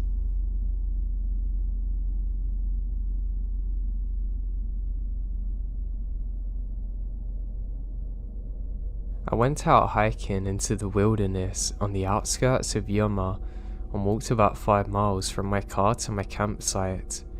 I brought my usual hiking gear along, as well as my AR-15 for protection against wild animals like coyotes and snakes. My firewood supply burned up just after the sun went down.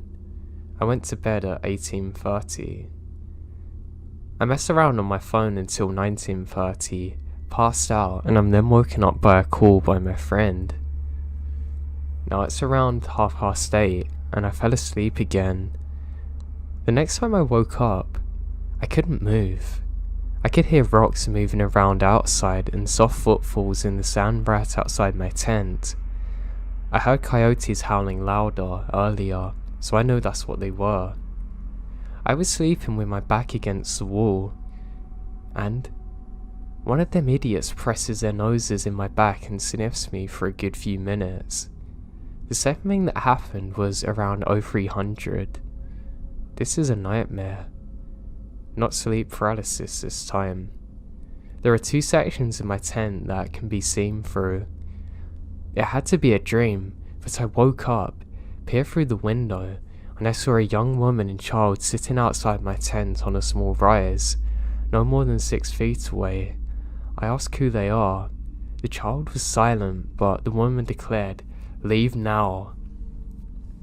They made a horrifying face. I was able to grab my gun. I tried to shoot them. Because it dawned on me that something was terribly wrong, the trigger wouldn't budge. She then stood up and walks into the shrubs. The woman walks away until I can't see her anymore, but the child passed out from under the moonlight into the shadow of the shrub tree, and because the moonlight was falling on the other side of the tree, all I could do is watch her silhouette change shape. She'd become a gnarly, bony freak, almost like a tall monkey. Absolutely silently, she rushed my tent. I squeezed the trigger for all that I'm worth. She collides with my tent. In that instant, I'm throwing punches everywhere, and everything goes back to normal. Now, the crazy thing too is on the way back, I find there's scratch marks all over my car and on the back of my arms. I've never had anything like this before in my life.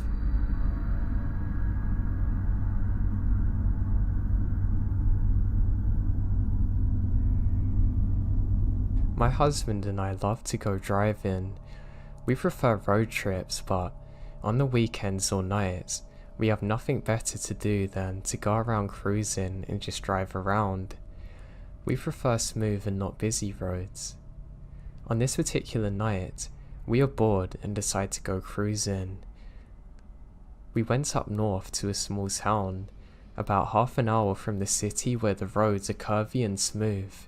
This town is close to the mountains, and if you follow this particular path to the main street all the way up north, it starts driving up a mountain. It's about 9 PM, and there are very few cars in the road already since it's a little cute town. But we kept going north anyway from the houses and stores, and eventually to where the roads start curving uphill. We drive up for about 15 minutes more, and it's pitch black when we see some blinking lights. As we get closer, we see a truck that's on the side of the road facing us. I'm getting the chills thinking about being all the way up there in the middle of nowhere, and a stranded truck on the side of the road appears. As we slowly approach, I tell my husband it's probably best to turn back. I have a bad feeling, but at this point, we're pretty much at the truck. He pulls up next to us. We see that there's a young blonde guy, probably in his late 20s, who gets up to our window. I get such a bad vibe by this and tell my husband not to put his window down. I think he also gets a weird vibe and actually listens to me. He kinda just loudly asks what's wrong, and the guy just says something happened to his truck and he needs a hand. His phone is dead. Now my husband asks what happened, but this guy insists on showing him and to take a look. He says it's very friendly and even calls him bro, and he's glad we pulled up. My husband says, you know what, I won't be much help because I know nothing about cars, but I can call help for you. My friend knows a lot about cars. The guy's insisting and gets upset. I'm now looking back at the truck, and I thought I caught movement inside the truck. I tell my husband I think we should go. Now, he probably saw the look of fear on my face because he puts the car in reverse, but as he did, the guy is now behind our car, so my husband decides to go forward instead.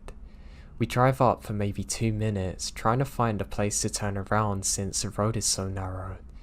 The road turns to a dirt road, and there's a little more space on the side, so he's able to turn the car around. I am dreading going back that way now, and our phones have no signal at all. In my mind, I know this could all be someone with genuine problems, but this doesn't make sense. I cannot help the feeling in my gut. We soon reach the area where the truck had been, and there's no truck at all. We drive maybe another 5 minutes, no trace of one whatsoever, and we're sure we've passed the place that he said. We didn't drive up too far to begin with. I am both relieved and terrified that the truck's no longer there though. If it had really broke down, how did it get help working again in such a short amount of time? Calming myself down, I'm telling my husband, hey, maybe they really did get it to work. Maybe it turned on all of a sudden and they drove off. Suspicious, yeah, but not impossible. As we keep driving through, the roads begin to straighten out. We notice far off the truck with all the lights off, and park to the side again and notice movement in the truck. I say out loud, why did they turn out all the lights? I think they were thinking we're still far enough away from them, but we see 2 figures get on the other side of the truck and crouch down as if hiding. We get closer and my husband floors it. As we drive past, the 2 men get up. One of them is the guy that we had spoken to earlier, and the other's massive. With a very surprised look in their faces, one of them turns and runs behind us trying to catch us. I kept looking back, but it's so dark. Now all of a sudden, I see the headlights in their truck, and they start driving in our direction very fast. My husband keeps going, and eventually, we lose the headlights. I kept looking back the rest of the way, so scared that they're somehow still following us. Maybe they turned off their lights again and I can't see them. Anyway, after driving for a very long time back to the city, we're convinced no one's following us now. We do call the non-emergency line given a description, but we don't get the plates, so it's pretty much futile doing so, just given a description of the guys we saw. I realise all this could be rationalised, but it makes no sense why one guy was hiding and how they tried desperately to follow us. I hate the fact that they're still out there. I just pray we never encounter them again.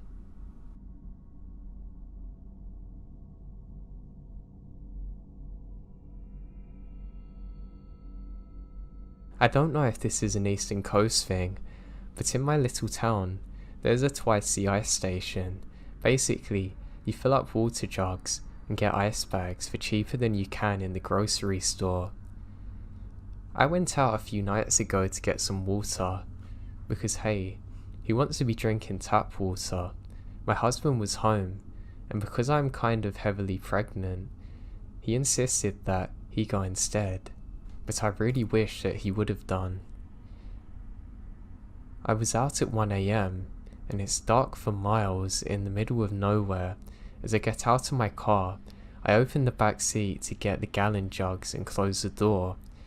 The moment I do, a dark blue truck van pulls up behind me.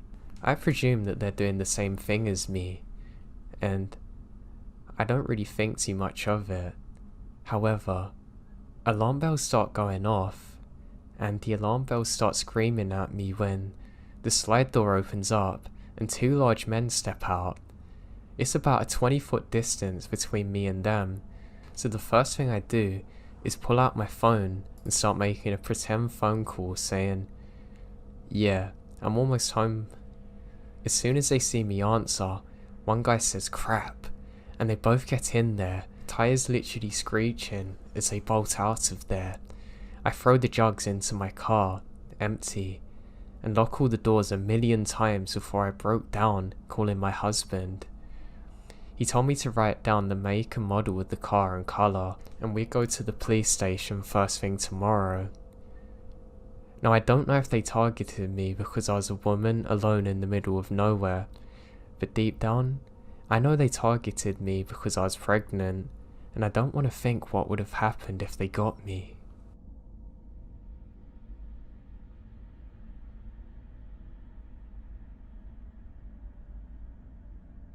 When I was 16, some friends and I went to an outdoor centre concert thing. We parked at the mall and took a shuttle to the venue. For perspective, the mall is a 20-minute drive from our home, and the venue's another 20 minutes away in a different direction. During the concert, I end up losing my friends in the crowd. I don't care though, as I wanted to get to the front, and I could just call them after the concert ends. Well, of course I lost my phone somewhere in the crowd of people, and don't even notice until the last show wraps up. I search the ground as the people dissipate with no luck. Reluctantly, I just hop on the bus heading back to the mall, hoping to meet them at the car. The car is gone, and I start to freak out a little, but it's 10 PM when I head to the bus station to see when the next bus is coming. Just my luck, it's a special holiday, so no buses until 10 AM. I borrow a stranger's phone and call the two numbers I know, my mum and brother. My mum doesn't answer, but my brother does. He basically gives me the suck it up talk and hangs up. So I'm alone, scared, and a little drunk in a city I don't know. I try walking but quickly give up when I realise I'm basically walking down a random highway towards God knows where. Back at the station, I'm just staring at the map when a stranger creeps up behind me. He asks me where I'm heading, and I say the truth. He is conveniently going to the same city, asking if I take a split to a cab. Realising this is my only option, as I said I don't have my own money, we get in the car. Turns out he has less than I do. We barely have enough to get to the heart of the city, which is a 10-minute drive from my home, but at least I know my way from there. During the drive, this guy gets progressively more creepy. He's aware that I'm 16 and he's 25. He scoots closer every minute, touching me, insisting I come back with him, even writing his number on my leg. As we get there, I realise the situation I'm in. We're about to get out at a quiet area at 2 AM, and the cabbie's going to drive off, leaving no one to hear me scream. The second he gets out, I turn to the driver begging him to take me further, so I can at least put some distance between us. The cab driver said he hadn't heard a word the whole way, but definitely heard something odd. He asked me for my address and takes me all the way home, and the creeper stares in frustration as he drives off. When I got home, I offered to wake up my mum to pay him, but he declined, saying he's just glad I'm safe. I broke him through the kitchen window to get to bed and cried myself to sleep. I'm just glad the cab driver was so kind to me. I'm doing seasonal work out in the Olympic National Park this summer and live in employee housing on the same property as my job. Throughout the summer, I've heard things like a giggle coming from an empty room, a sliding door closing on its own. Now one night about a month ago, something wild happened. The building I live in is backed up against an impenetrable coastal rainforest, and some friends and I were sitting in one of the apartment units chatting when we all noticed screaming coming from the woods. Initially I thought it was a cougar, but it kept going and was definitely human sounding. Sometimes it sounded more like sobbing, and others it sounds more like frantic yelling. It went on for about 5 intense minutes and then stopped. Now the truly chilling part, about 30 seconds after the yelling stopped, what sounded like a disembodied woman's voice come through a radio station started muttering right next to where we were sitting. We couldn't make out what she was saying, and it was only a few seconds, but it was all of us in the room who heard it, and we can't see anything. One of my friends opens the door to make sure nobody was outside, and we were completely alone. I should also mention and note that everybody who lives in the building was all in the same room, so all of the other units are empty. Pretty much all of us who live here have puzzled over any logical explanation for what could have happened, yet we don't seem to be able to find one.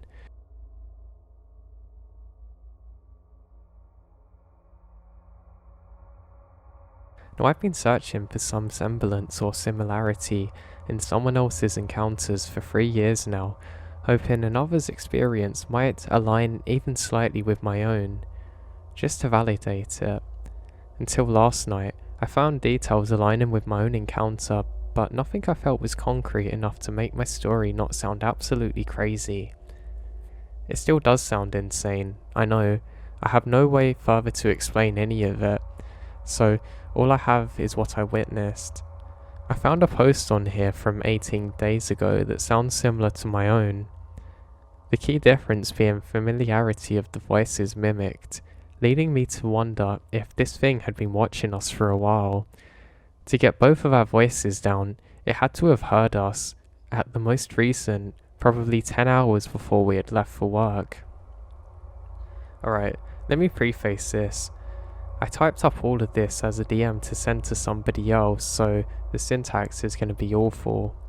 But yeah, let's get to it. So I was living down in West Texas in this national park where the restaurant I was working at the time rested at the top of a 15-minute hike up a mountain trail from the housing they had us in. I closed up the restaurant after everybody left each night, so I was always an hour or two late coming down the hill, more than everyone else. Usually pretty empty and really quiet. Uncommon to encounter anybody else at the top. It was only really the mountain and the gift store and some trailheads, but there isn't much reason for anybody to be up there. At this one night, I'm coming down, no moon, so it was pitch black, empty trail, characteristically quiet. Around the last bend to get to my house, and right before I get off the trailhead to take a shortcut through the thick of cactuses and brush, there are maybe 20 to 15 trees, even though it's a desert at the top of the mountain.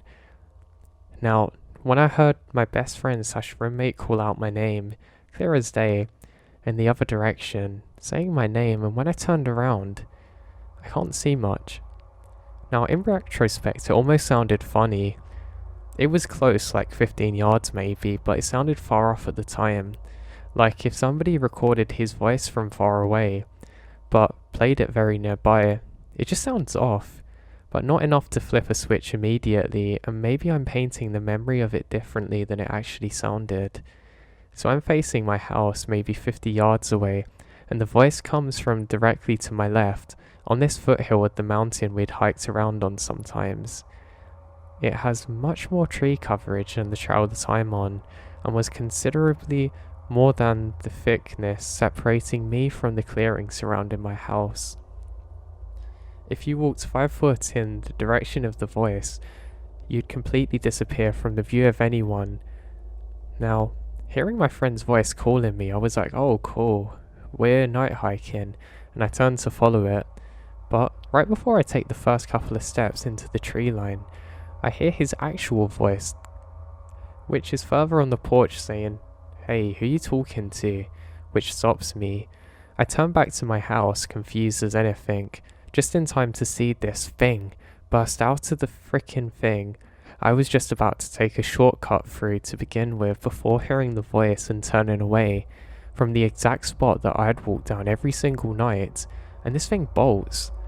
It was humanoid technically, but this thing is tall as hell and way too skinny for a human, probably 8 feet tall but too slim, inhumanly slender. He was hunched over and running like he burst off a track mark, but kept the same form the whole time. Never got all the way upright. Okay, so as for the colour, that's messed with me. I'm colourblind, and it was like a greenish/yellow thing, and I get greens and yellows mixed up a lot. This hue of green and yellow, at least. And for two, it looked as though it was giving off its own glow, which has always sounded absolutely ridiculous to everybody that I spoke to. Now, if I heard this story, I would honestly think somebody was at the very least a little bit lying. Our back porch light was on though, and the thing lined up with where it would have been shining. So if this thing was translucent, it definitely could have taken off that sheen by reflecting the porch light. The colours kind of line up. I guess if you'd reflected light, it may have looked like this thing's colour, but it certainly wasn't identical. Honestly though, I swear it had its own shine to it, like looking at a glow stick that's dying. More than enough to see, but kind of faint regardless. It was a light that definitely wasn't there a second before when I'd got into the shortcut. Now, it would have struck out for at least 50 yards. It should have done. Now, I should mention, had I followed this thing's voice, two things would have happened. One, I would have completely disappeared away from the view of anyone, and two, I would have turned my back on whatever this thing was and entered into the thicket of trees, weeds, and cactuses far too dense for me to turn around and run away or fight back or anything. Now, that trail that I would have led goes directly to the edge of a cliff that drops down a massive break in the mountain. That cleanly drops almost all of 6,000 feet into the wide open desert below. That could be the purpose of that direction. To be honest, if I was going to try and do some crazy stuff, it would be the perfect place for both finding someone and leading them to a spot where nobody can find you. Legit, in the middle of the day, you could probably make someone disappear if you wanted. Anyway, with how this thing was running, it immediately felt like I'd spooked it. You know, like how a deer will basically run off at a noise, but it was different in that it seemed a lot more determined. It seems intelligent, as if they'd been trying to watch you from the bushes or something like that, It was spooked, but kind of sentient, and definitely acting like I just foiled some crazy plan. So naturally, I also bolt. Now exposing my back to this thing, but taking the opposite, slightly longer way back to the porch. Now my buddy, God bless his soul, is still there, and he asks again, "Who are you with?" His face is just as confused, and he keeps looking past me, and I'm like, "You heard that too?" "Yeah. Why are they?" "What? There was multiple?" Apparently from his perspective, he heard multiple voices alongside the road, all carrying on and joking around, talking back and forth pretty loudly. He said that there was at least 3 other voices talking to mine, but it sounded almost like a whole bunch of people coming down the trail. He said he could clearly hear us getting closer and closer for the past couple of minutes, and just assumed that I'd run into a hiking group and was talking with them as we headed down. Not the most uncommon thing in the daytime, but pretty uncommon for the hour of night. It took me a minute to show him that I wasn't messing with him and had not just split off from the hikers. I was completely alone and had not vocalized a word until he came to ask, "Who are you with?" It actually took me a second to even express my side of what was going on. I was so out of whack that I couldn't find the words to actually explain this, so kept shouting, "I swear to God, I just heard your voice and this thing, dude, this thing." Or something like that. Eventually it registers that there were no other lights on the trail. I wasn't even using a flashlight, so maybe that was actually some moon out, and I had just heard his voice calling me off the trail into the darkness, and we both began trying to figure out what we just witnessed. Okay, this one might get a little crazy, and I'm not implying anything, and I'm just saying that this is what I'd been doing on the walk down before this happened. So obviously walking home solo, I hadn't actually said a word. Whoever he heard was certainly not me, and I certainly hadn't come with a crowd, but I had been praying like crazy on the way down. There had just been this super dark negative energy in the house lately. I was just kind of trying to just surround myself with light and positivity, asking God to give me strength before I went back in, and out of nowhere, midway through the trail, I get this overwhelming feeling of joy, like absolute ecstasy. I was like screaming inside, happy as bones, and just felt like I could take on the world. Like no matter what, I could take it. Maybe I'm implying something because call me crazy, but I've always felt like that had something to do with how the night turned out.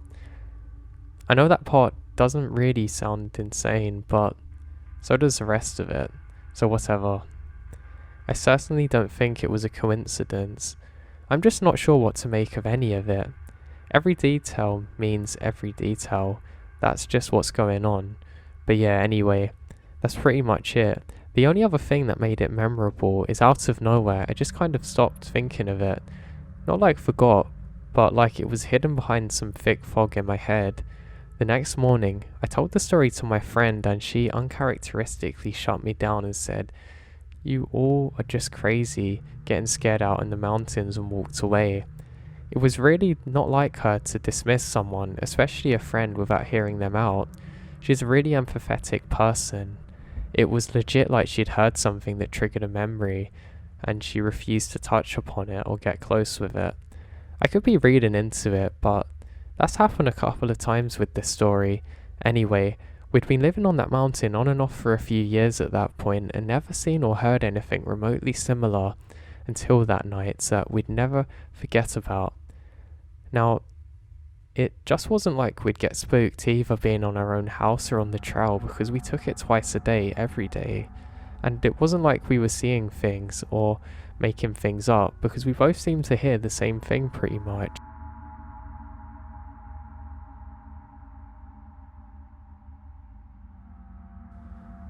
Now, my father and I are both outdoorsy individuals, and we love the forests of Oregon, and he very much talked to me about all the various must-see places in Oregon, whether they're pretty well known or very hidden. One of these places he took me to, I'll never forget, is called the Miller Lake, and it's kind of southeast of the Oregon Caves National Monument. This place, now that I recall, wasn't terribly large, but my memory could be mistaken, for the hike around the lake itself was quite long. However, we didn't make it that far into the hike. It was a warm morning, mostly like they are in Oregon here, and we had just packed up to head on a trip to wherever my dad felt like taking us today. It was just me, my stepmom, my father, and my little brother. He wasn't much younger than I was. We had thrown everything into the Jeep and prepared to head off. Now, the drive we took to get over there was quite long and boring, as most were, and I remembered seeing many locations pass by on the way there, locations we had visited countless times. As the roads got more and more narrow and the houses became less common on both sides of the road, I saw less and less familiar areas up until I was in a completely unrecognized area. I know that most roads around here are just cruddy back streets ending up in sketchy gravel roads up the mountains, but you really grow to recognize some places once you've been down them, or to the Rogue River a few times. This road was no exception. It got more narrow and more narrow, going from a frequented highway to two-lane street all the way to an old single-lane road. Eventually it ended off on a gravel path just large enough for vehicles to traverse. The plant life around here gets more and more dense, and all of a sudden the gravel turned to rocks and potholes, and we're now officially in the middle of nowhere. The path was not too bad and the vehicles we're in could handle it well. It was raised and had massive tyres, which I mention because this will have significance later in the story. We drove further on until we came to a rocky turnaround at the base of a run-down trail marker. The path that we could see wound up a mountain face in a section that was less steep, but space between the mountains neighbouring it. The towering trees on all sides of us cast a shadow, offering temporary protection from the brutal summer heat that was to come. So we get out, grabbed our heavy load, and trekked up the pathway. It It was a sidewind path which is made of loose rocks and dust, and it got rather hellish at certain points. It took us quite a while to get up, and I'd say the hike was about half a mile. When we got to the top, we're greeted with a sorry excuse for a lake in the place of an incredible swimming hole that it was supposed to be. Now, the edges are actually far too steep to actually play in, and the majority of the banks was blocked by old dirt logs. A bit of a disappointment, but still no day ruiner. For me and my dad, we had planned to fish the waters, so we set up in the blazing sun that was now upon us. There was no area with shade. It seemed like the entire habited side of the lake shore was made up of gravel, and it felt like such a thin surface area to border the lake. Once we were set up, I grabbed my rod, connected the ends and cast into the lake. Now, I do think I could have opted into a better bait, because what I had equipped was actually more for flowing waters of river, but nonetheless it was still doable. I kept casting to no prevail. Before getting rather worn out from the heat, I set my rod down and took more notice to the area around me. We were at the end of the lake that was open and led to the trail back to the parking area, and on the opposite side all we could see was trees and a steep hill going up. The lake was almost embedded into the mountains, with the other end being a sheer cliff with no shore. There was a trail going around the perimeter of the lake, and I assumed it would lead to an area where we could overlook it from the top of the cliff. There, however, was a sense of unease, looking into the dense tree line in the opposite direction and remembering how we really weren't close to civilization. I shook this feeling off as a sense of arrogance, or maybe just being annoyed by all the bugs around me. Dad pulled out bug spray and covered us in what attempted to be a ward off to the flying friends. Once it settled onto us, my brother and I decided that we'd hop into the lake. We hesitantly climbed down into the eerie waters below, realizing that the lake itself was unusually cold. I quickly crawled out of the unpleasant waters, for there was also a sense of angst from the steep decline in the shores. We both dry off. Our stepmother proposed that we should try hiking around the trail in the hopes to see more and potentially lose the increasing crowd of insects. We all agreed to this and began to set off on the foot up the steep hill overlooking the side of the lake. The open, scorching area quickly turned into a dense brush as we returned to the woods, and we all soon began to grow quite unhappy. The bugs are only getting worse, to a point really unpleasant and really unusual for somewhere like this. We also start getting this weird feeling of being watched, and I kept frantically darting my eyes around the sides of the trail, and that's when it struck me. The entire time that we're here it's dead silent, not a single sound around except for the occasional flying bug you hear in your ear. There was no wind shaking through the canopy, and not a single bird chirping. The usual sounds of the Oregon forest were replaced by a grim silence that shook me to the core. As all these dreadful feelings increased, I also began to really notice how inexplicably uneasy I felt. It was not just your typical annoyance from things around you, it was a combination of mixed negative emotions that were, even on their own, not something you'd want to be having while out in the middle of nowhere. We quickly began to feel overwhelmed, and we hesitantly turned around. Now, the feeling of being watched actually got worse, and our happy facial expressions and feelings are completely gone now. I could sense dread on everybody's faces. I was, for certain, being watched. We got back down to our area and quickly packed our coolers, chairs and fishing rods. My dad even told me to throw our trash bag in the cooler. Now, even when there was food still in there, I happily complied, and we set off down the trail. The feelings we had were awful at breaking point, honestly, as we began to take notice to the haunting energy that each of us are feeling. That's when it happened. There was a slight dirt wall on the side of the path where the trail was carved out, and it was made up of loose rocks and dry dirt. A few pebbles actually rolled down from there like something disturbed them. Not everybody notices this, but however, those of us who did ushered the others to be quicker. The pebbles were always falling and in small amounts. Now they pick up until a bunch of pebbles and a stone actually roll down right next to us. My dad drops everything he had in his hands, and he had his handgun out in a second. He aimed it around in a way that I've never seen before, and I could tell he was freaked out, no terrified, and we all are too. He left the thing he was holding on the trail, not bothering to pick it up again, and kept the bag of valuables on his shoulder. He told us all to get in front of the trail, and he basically had our backs, so nobody straggled behind. Those next few seconds feel like a blur. We got down to the jeep in a time quicker than the ascent, and threw everything into the trunk, without making sure that it was in snugly. My dad hopped into the driver's seat and locked the doors and turned us around to drive out of there.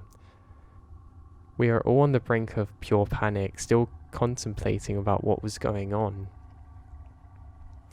And we stay completely silent. We pulled out of the turnaround and then we felt it.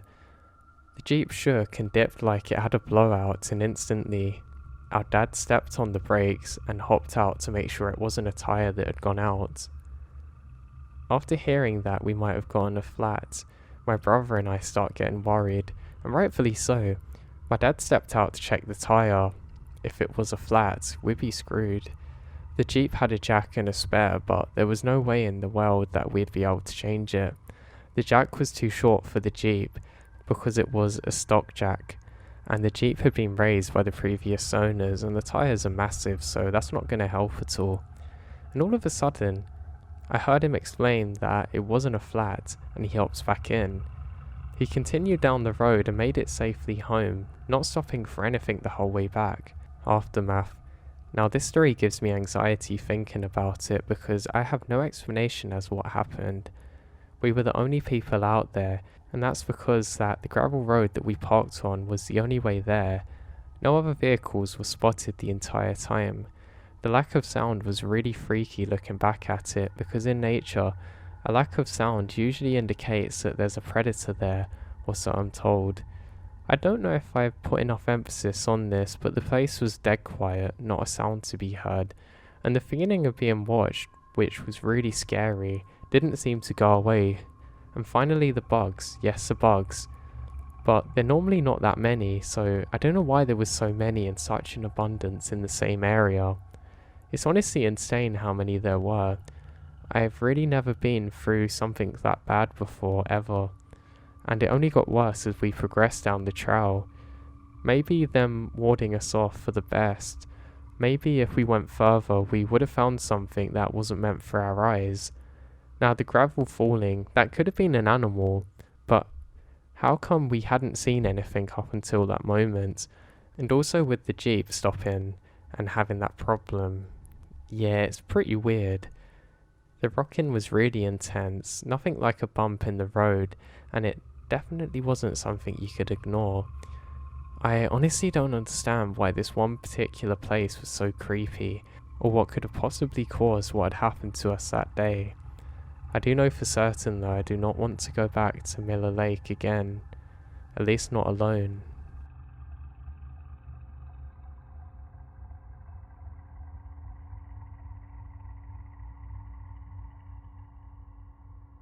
Now, I was on a back road where my family still has a piece of ranch property that was passed down from my great-great-grandparents. There's an old farmhouse that nobody lives in full time now, but various members of the family still go up there and use it time to time. You have to drive through the woods to get there, about 15 minutes from the highway, and then beyond there a few more scattered ranches along the road that winds for about 30 minutes, before connecting back to the highway again, so it's fairly remote. Someone walking that road would be there for hours. Anyway, it's a beautiful spot to stargaze. No other lights around at all, except for the very rare car that would drive along this road. So one night, my friend and I decided to drive up the ranch to hang out and try and capture a time lapse of stars. When we get to the driveway, we got out to look for the gate and we realise there's a key which is hidden. Alright then. Now this guy just appears walking down the road, and right then, he suddenly comes up to us. He's not carrying a bag or backpack or anything, he's dressed in all white, just walking down the road, miles from anything but us and the cows. We make eye contact and say hello, but nothing else, and he keeps on going. Now I kind of got flustered with finding the key.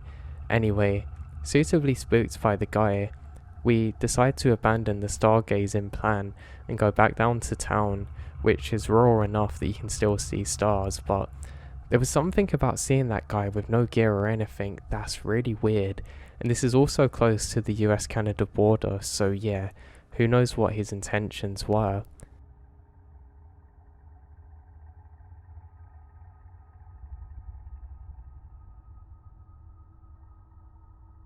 Now this happened around June or July 2007, I believe. I was around 17 years old and more cocky then, but still somewhat knowledgeable of the outdoors. My family used to own a cabin in NW, Wisconsin. I basically grew up in there in the summer. I knew the woods well, but at night, it was wise to stay in the cabin, or at least by the bonfire by the bench.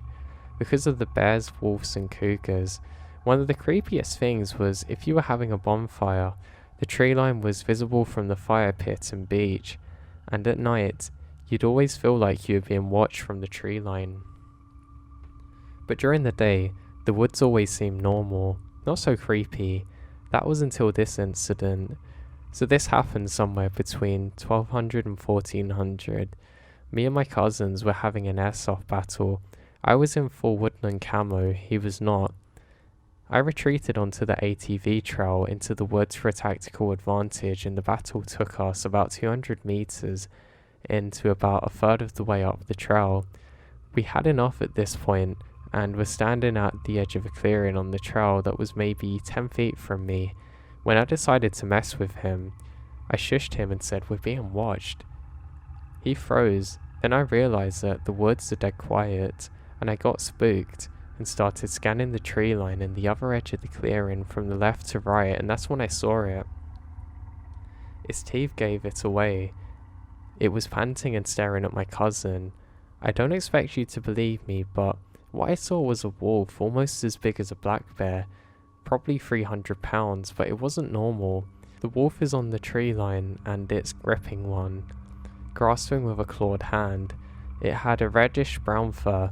I told my cousin that we have to go, and the next thing I know, he is sprinting, and I look back at the wolfie, who had locked on and sprinted for a few steps on 2 feet.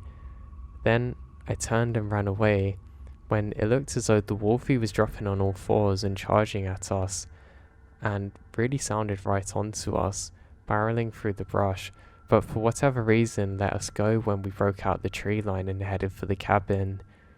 What struck with me the most is the sheer size of the thing, that appeared to be nearly 7 feet tall upright, and that it shouldn't have been able to go on its front paws the way it did, or grip the tree how it did. Now I'm not sure how exactly to explain it rationally. I have heard wolves apparently do weird things and go upright occasionally, but not sprinting like that, and I don't know how it could have been so big. The closest description is silly, which is a werewolf or dogman.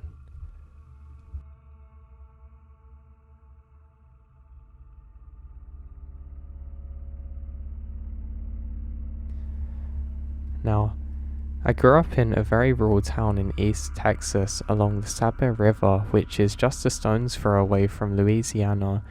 My house is at the end of a farm market road which ended with my house and a few others.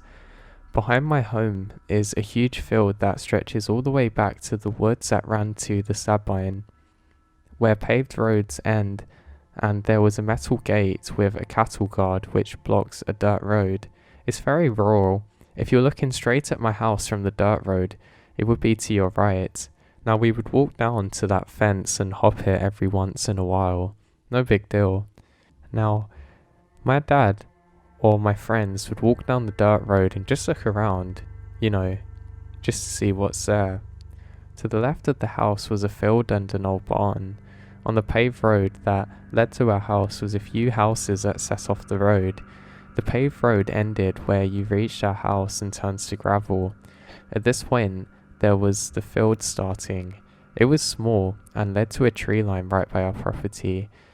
If you walked the tree line parallel to our home, it would take you to an old creek that led to the Sabine. The creek bed had a thick canopy of trees, not much light in many years, and went on for about a mile or more, and went right to the water's edge. This is our play area. This is our forest and adventure land, and we made use of everything around there. One day, my friends are over, and we're around 10 years old at the time, so we decide to go exploring and walk up and down the tree-lined creek, go walk in the field next to my home, and look in the old barn in the field. We're out in the barn and noticed a few weird things. There were the typical old barn features: hay, dirt, old weathered wood, but hanging from the roof was bones tied to the end of a rope. Kind of weird. We made up stories about how it was voodoo or something like that, but didn't really care much. After exploring the barn, we decided to walk down the creek bed and go to the river. I had my BB gun, so we're shooting at the trees. Basically being 10-year-olds. We walk down the river and throw rocks in the water, play with the dead gears washed up on the shore, and decide there's nothing there, so we walk back. As we get back to the field next to the barn, we both have this weird feeling like we're being watched. That's when we saw it. I don't know what it was. I know we both saw it, and this thing was just staring at us, and we both laughed at each other. Do you see that? And we both did. This thing was tall, impossibly dark, and almost black, standing on the edge of the tree line, pretty much staring at us. We couldn't make out much more detail other than its height, which is around 7 feet. Dark, almost black and shaggy. It had its arms holding something, but we can't make out much else. We just know it was massive. We asked each other if we saw it. Then we turned around and ran back to the house as fast as we can, scared to death. It makes my skin crawl just thinking about it. I have no idea what it was, and neither does he. We talk about it last time I saw him, and he pretty much confirms what I remember. I'm scared as heck whenever I have to walk through the woods on my own now.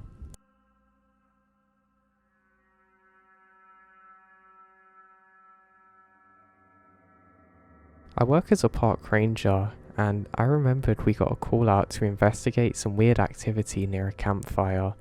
Now, somebody wasn't supposed to have a campfire out here, and that definitely meant they were up to something. It could have easily just been kids or whatever, but apparently there'd been strange noises heard too. I go over to investigate with one of my colleagues, and we find the burning embers of where this fire would have been. We look around for a couple of minutes, then we find some things that are odd. There seems to be a circle around us in the dirt. We both take a step back and realise that something's off here. There seems to be blood markings all around us, and something smells bad. We then look at a tree, and we both stare at each other as we realise an animal carcass is hanging from it. Don't ask me how it got so high up the tree, I couldn't tell you that, but that's when we realise the next strange thing. Pinned to the tree is a piece of paper with strange writing that was clearly in animal blood, with all different weird symbols and markings. Yeah, it didn't take us long to go back to the station and call the cops. The cops think it was probably some kind of satanic thing, but they can't be certain. We did a big search of the area and didn't find anything. What really baffles us is how the animal got so high in the tree, because you couldn't have thrown it that high and you couldn't have climbed, so yeah, the whole thing was just really weird.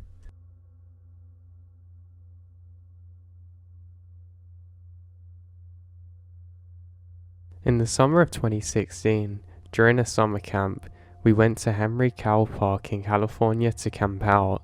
The day itself was normal, having fun throughout many activities. In my tent, I was with 3 friends, who I'll be calling Sam, Mark and Dave.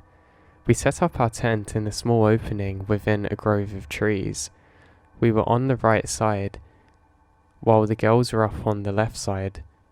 We made s'mores and just hung out and went to sleep. During the middle of the night at about 12ish, I heard something going through our bags, which were on the table adjacent from our tent. Since it was late, I assumed it's just an animal like a raccoon. I then fell asleep. About 15 minutes later, Dave woke me up whispering, "There's something up against the tent." I lightly pressed my hand up against the side of the tent and something pressed back. I was frightened for a few seconds but chalked it up to an animal once again. Since we were obviously in the wilderness, we shook it off and fell asleep again. I then woke up at 6ish and had to use the restroom.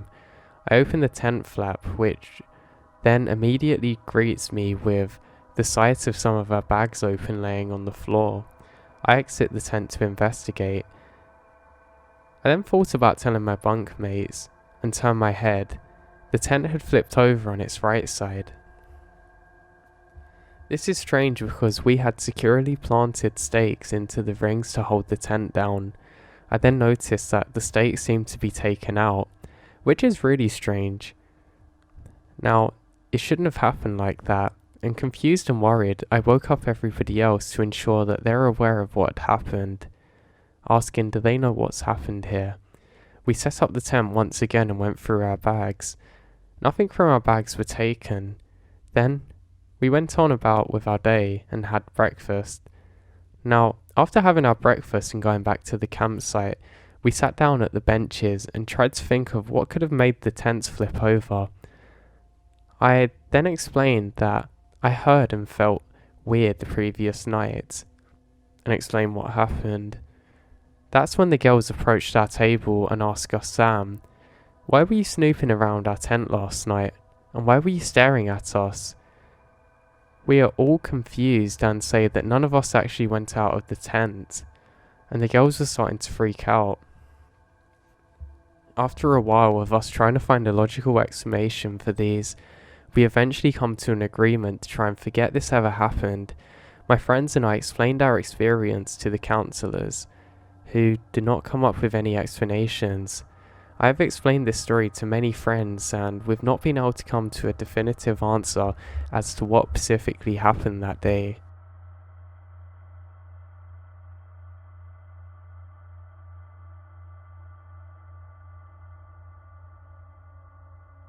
Now, a couple of summers ago, before I went for a camping trip with some friends just outside of Boone, NC, the campsite was privately owned and all around an awesome place.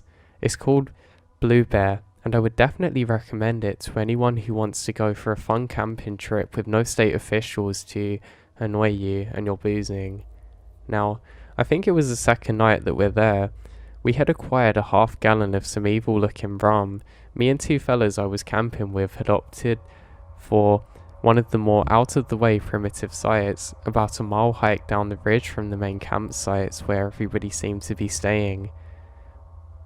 We knew nobody was close enough to complain about us, and we had killed the entire half-gallon in no more than 20 to 30 minutes.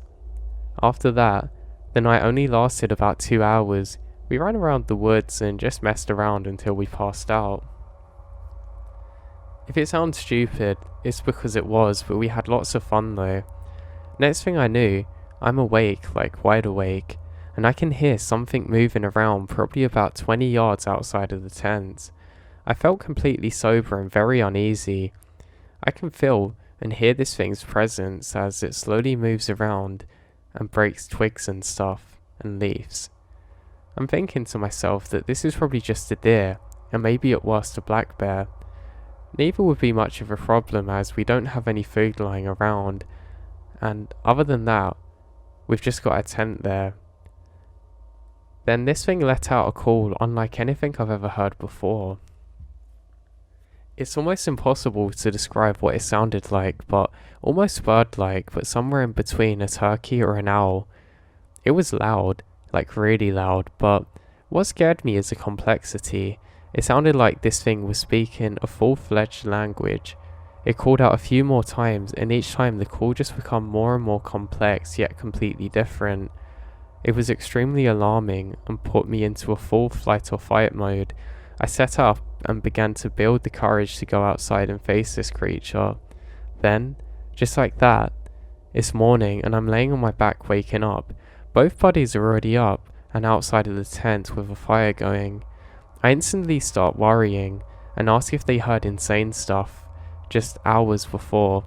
Neither of them had, and because I was unable to reproduce the sound at all, I can't really give an idea of what it's like. Fast forward to spring break of the next year, and I'm going camping again, this time deep in a national forest, which is in the easternmost part of the state and is more remote than our previous camp. We set up our camp about 8 to 10 miles from the entrance of the park. There were no roads in our area, and the closest civilization's about 30 miles away. This time I'm with 3 guys other than myself. There is no drinking involved and we're all sober. It's the 3rd night of the trip and cold. Our spring break took place in early March and night temperatures are more than a few degrees below freezing. Once again though, I wake up in the middle of the night. I want to say it is around 2:30 or so in the morning. Well damn, if I don't hear the exact same freaking sound coming from just outside of the tent, I'm instantly terrified, as this time I now suspect that some truly strange things are going on, because I know that this is the exact same creature. This time I'm determined to capture a glimpse of it, or something, because I might never get another chance, and this will haunt me. In my tent with my good friend and his brother, I go to wake up my friend, and once again, it's like I passed out or something and I wake up in the morning.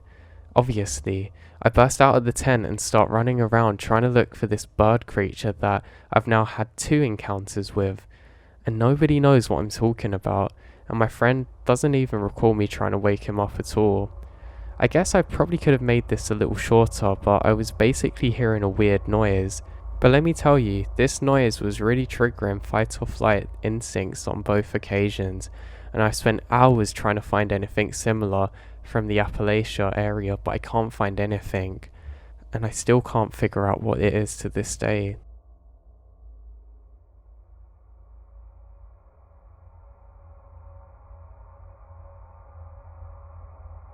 Being a park ranger was and still is my favourite ever job. However, I did have one experience that kind of stuck with me and shook me to the core a bit. It didn't happen recently, but very early in my career. Now this only ever happened on one occasion, and I'd like to know what you guys think. So, the day was pretty much normal to begin with. I'd gone through my normal routine and tasks for the day, and I was just generally enjoying myself.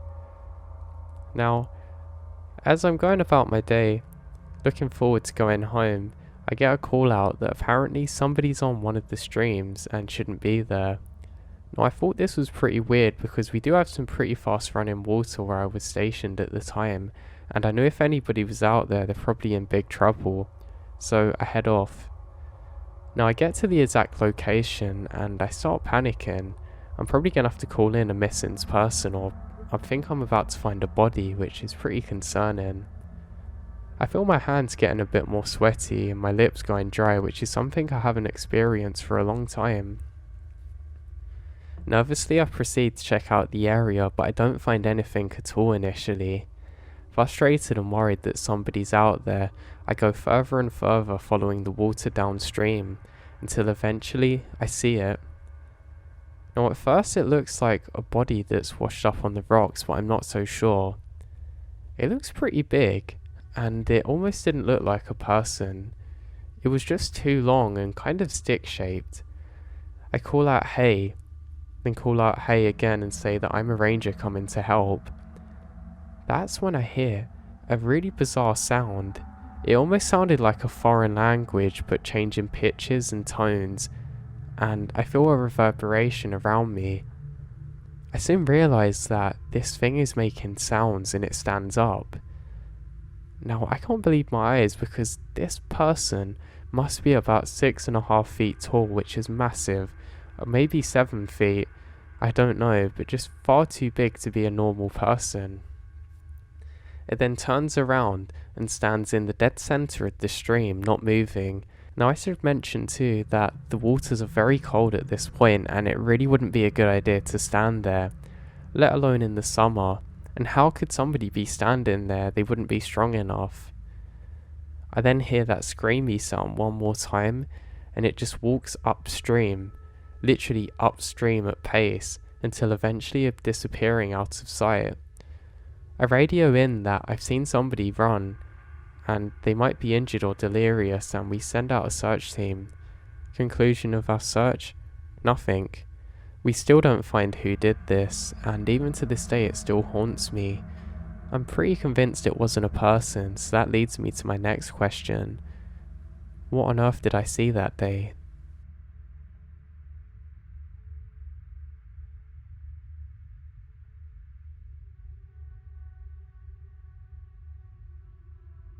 Now, I go to a university in Asheville, NC, and in my freshman year, I went hiking a couple of times with some close friends. We always went to the same campsite by the French Broad River. Pretty cheap and tucked away in the trees. Now this particular mid-November camping trip was like the first couple. We loaded up on supplies and piled into my friend's Jacob truck to go to the campsite. We had set up our tent sometime around dusk, ate food, and messed around for a while and finally go to bed after midnight. I'd woken up sometime before dawn because I had to pee. I bundled up for a second in another sweater and went outside to do my business.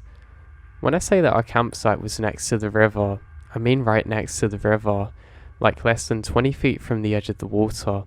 So I decided to pop a squat behind a tree on the riverbank and look at the water. Now I was still pretty drowsy at this point, and the water wasn't doing too much to wake me up. As I was gazing over at the river, eyes almost glazed over, I spotted something. There was a figure standing in the middle of the freezing cold French Broad River at 3 in the morning. I'm pretty sure my pee stream retracted back into me. The moonlight was fairly bright, but I knew that sleepy eyes can play tricks on you. I squinted my eyes, widening them as far as they can go, shielding them and everything. It was definitely a person though, halfway across the river, standing waist deep in running water. I couldn't tell in the dark, but I'm pretty sure was facing our camp. I don't know what the gender was, but the moonlight was reflecting pale enough to make me think that they aren't wearing clothes. My brain was fully awake and processing the person staring at me from the river, and I hiked my pants up and proceed to wake up my friends and tell them what I've just seen. We all look out of the tent, and sure enough, the river person's still standing there, completely still. We huddle back into the tent and try and figure out what's happened. We check again before sunrise, but the river person's completely gone.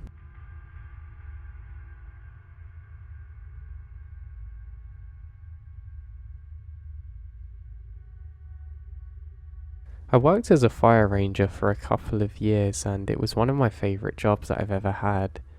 It's something that I'm almost envious I couldn't do for longer. I did enjoy being outside, but to be honest, I'd kind of struggle with the loneliness, really. Every so often you'd have somebody pop up, or you might change over shift and have a brief interaction, but there wasn't really much time that you could spend with people, and that's something I didn't enjoy about the job. And I don't know, I just don't think it's good for you in the long run. I've recently changed jobs and I'm around people a lot more, and sometimes I do reminisce and think back, and I kind of trick myself into thinking it would be the right path for me now.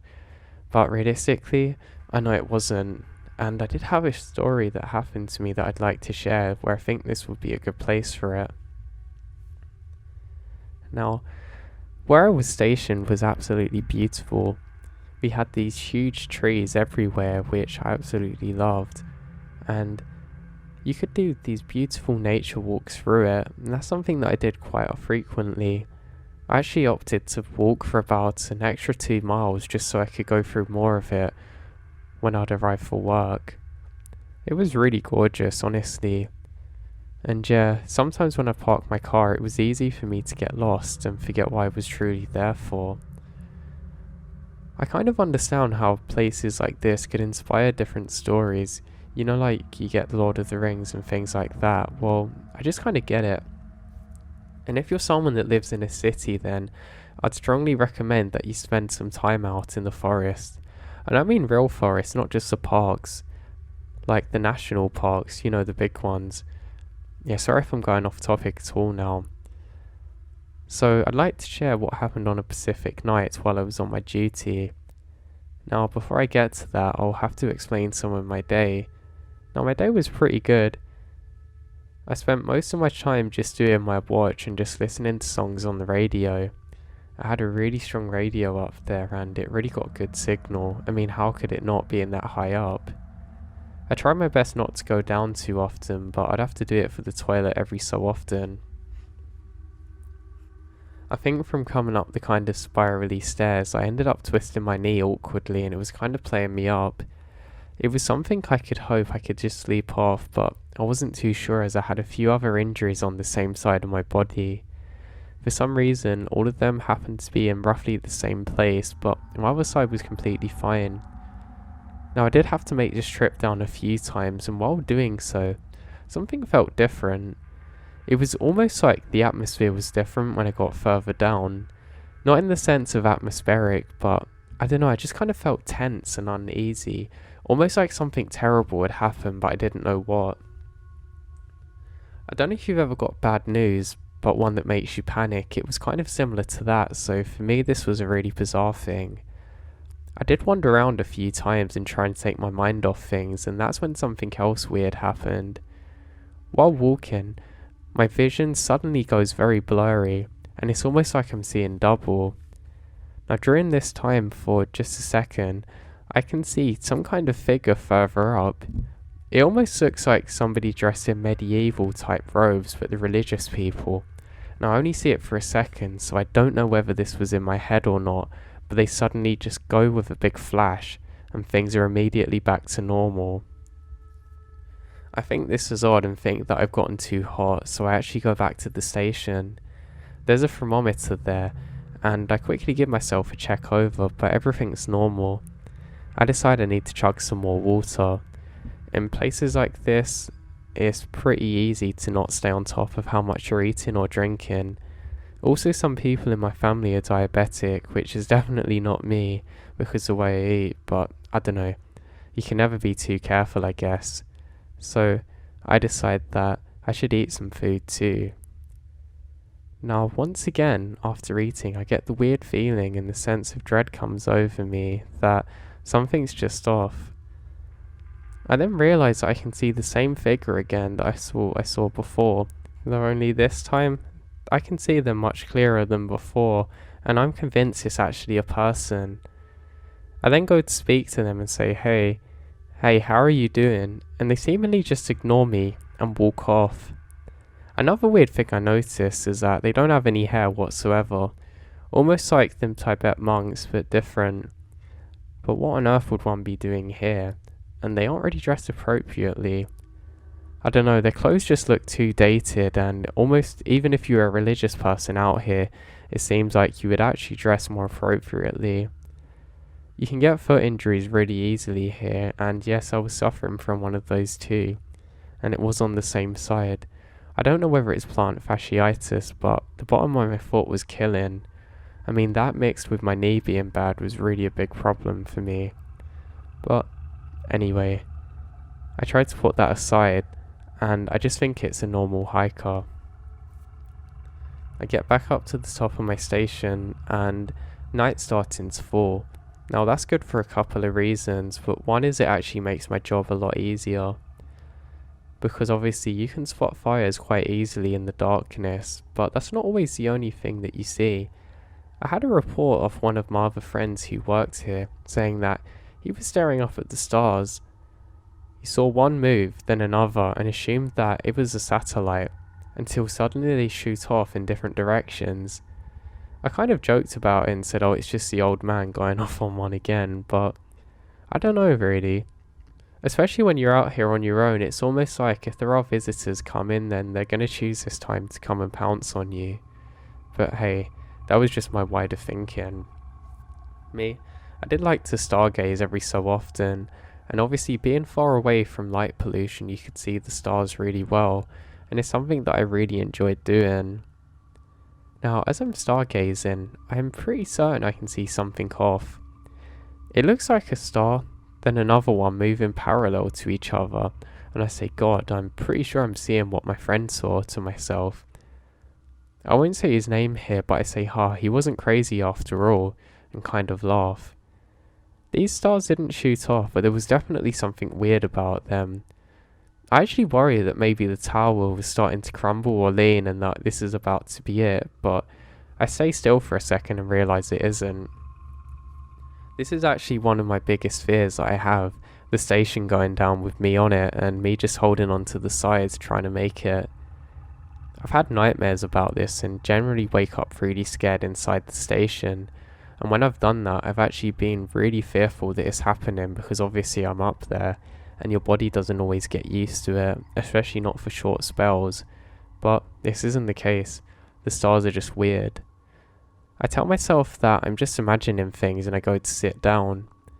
Now this is the first really strange thing that happened. I go to write in my diary that not much is happening today, and I wake up again. Now, I went into a very deep sleep and I must have dreamt for probably 12 hours. I had a very long dream that I was actually transported to medieval times, which is really bizarre. But this wasn't the case. Of course it wasn't. I looked at the alarm clock. It's only been 10 minutes. How could it have only been 10 minutes if I'd been dreaming for 12 hours? This is really bizarre. I then quickly scan around and grab my binoculars, worried that I've eclipsed time that is potentially dangerous, and this is one of our biggest issues on our job. If you fall asleep, you're not only putting your own life at risk, but also others who you're there to protect, and that's something that I don't want to jeopardize. So I quickly slam a coffee and try and normalize myself a bit. As I'm slowly waking up, I grab the binoculars and peer around, and that's when I see it. It almost looks like a glowing ember of a fire, and with some excitement, I quickly focus in the lenses. That's when I see another one, and another one.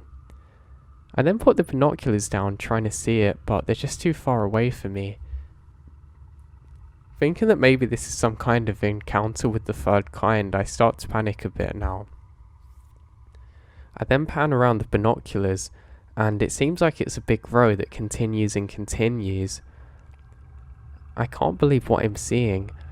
All of the lights form a big circle around my tower, and they're getting closer and closer. They're all kind of like a red-yellow glow, but it's really weird. I look up quickly, expecting there to be a big mothership about to take me away, but strangely, I don't see anything. I look down and around, and that's my best explanation. I then quickly go over to the radio and radio in that something's definitely off and there might be fire very close to me. They say that they're going to send a team out to investigate and to make sure that I stay in radio contact and obviously evacuate if necessary. I say no worries and I quickly jump down to look outside again. While looking around with my binoculars, I can suddenly see that they're very close and almost at the base of my tower, which is impossibly quick. Now, after letting my eyes adjust for a few seconds, I suddenly realise that these are people holding these torches. They seem to be people, but very small, all wearing the same kind of dark robes that I've seen earlier. I now scream and run back into the tower and report that there's no fire, there's people coming to burn this thing down. They then say not to worry and that they're sending some other people there, and they ask me to see what else is happening. I'm almost froze to the spot, but I force myself to go and look outside, and when I do, there's nothing. Literally, nobody there below the tower, nobody around at all, for miles. I search desperately, I frantically try and explain what's happening, and I ask them desperately to send some people out, and they say not to worry, there are. They then start questioning, am I fully awake yet? And am I sure it's not just my eyes playing tricks on me, but I'm absolutely certain of what I've seen. I ended up staying up there and refusing to come down until another 20 minutes until some other workers arrived. They question me, and they say they can't see evidence of anyone. Now, this is where it gets a bit crazy for me. One of them does find something odd. They can see some strange markings on the ground. It's almost like hieroglyphs, but not quite. It's like strange symbols that have been burned into the ground, obviously with something, but there's no people whatsoever. We do quite a big look around and we literally can't find anything to explain what this is. I'm completely freaked out now, and luckily one of the other workers takes over from me. A few days go by and nothing else really happens, and eventually I return to another station and the rest of my job goes completely normal for those couple of years. Now, none of the other workers experienced anything even remotely similar to what I did that day, and that kind of messes with me in more ways than one. I know for a fact that I wasn't seeing things, but I still don't know what I saw that day. This experience put me off being a fire ranger, and I'm kind of glad that I did, because I'd hate to be out there alone and have something similar happen again. Since this, I've also never been able to camp alone.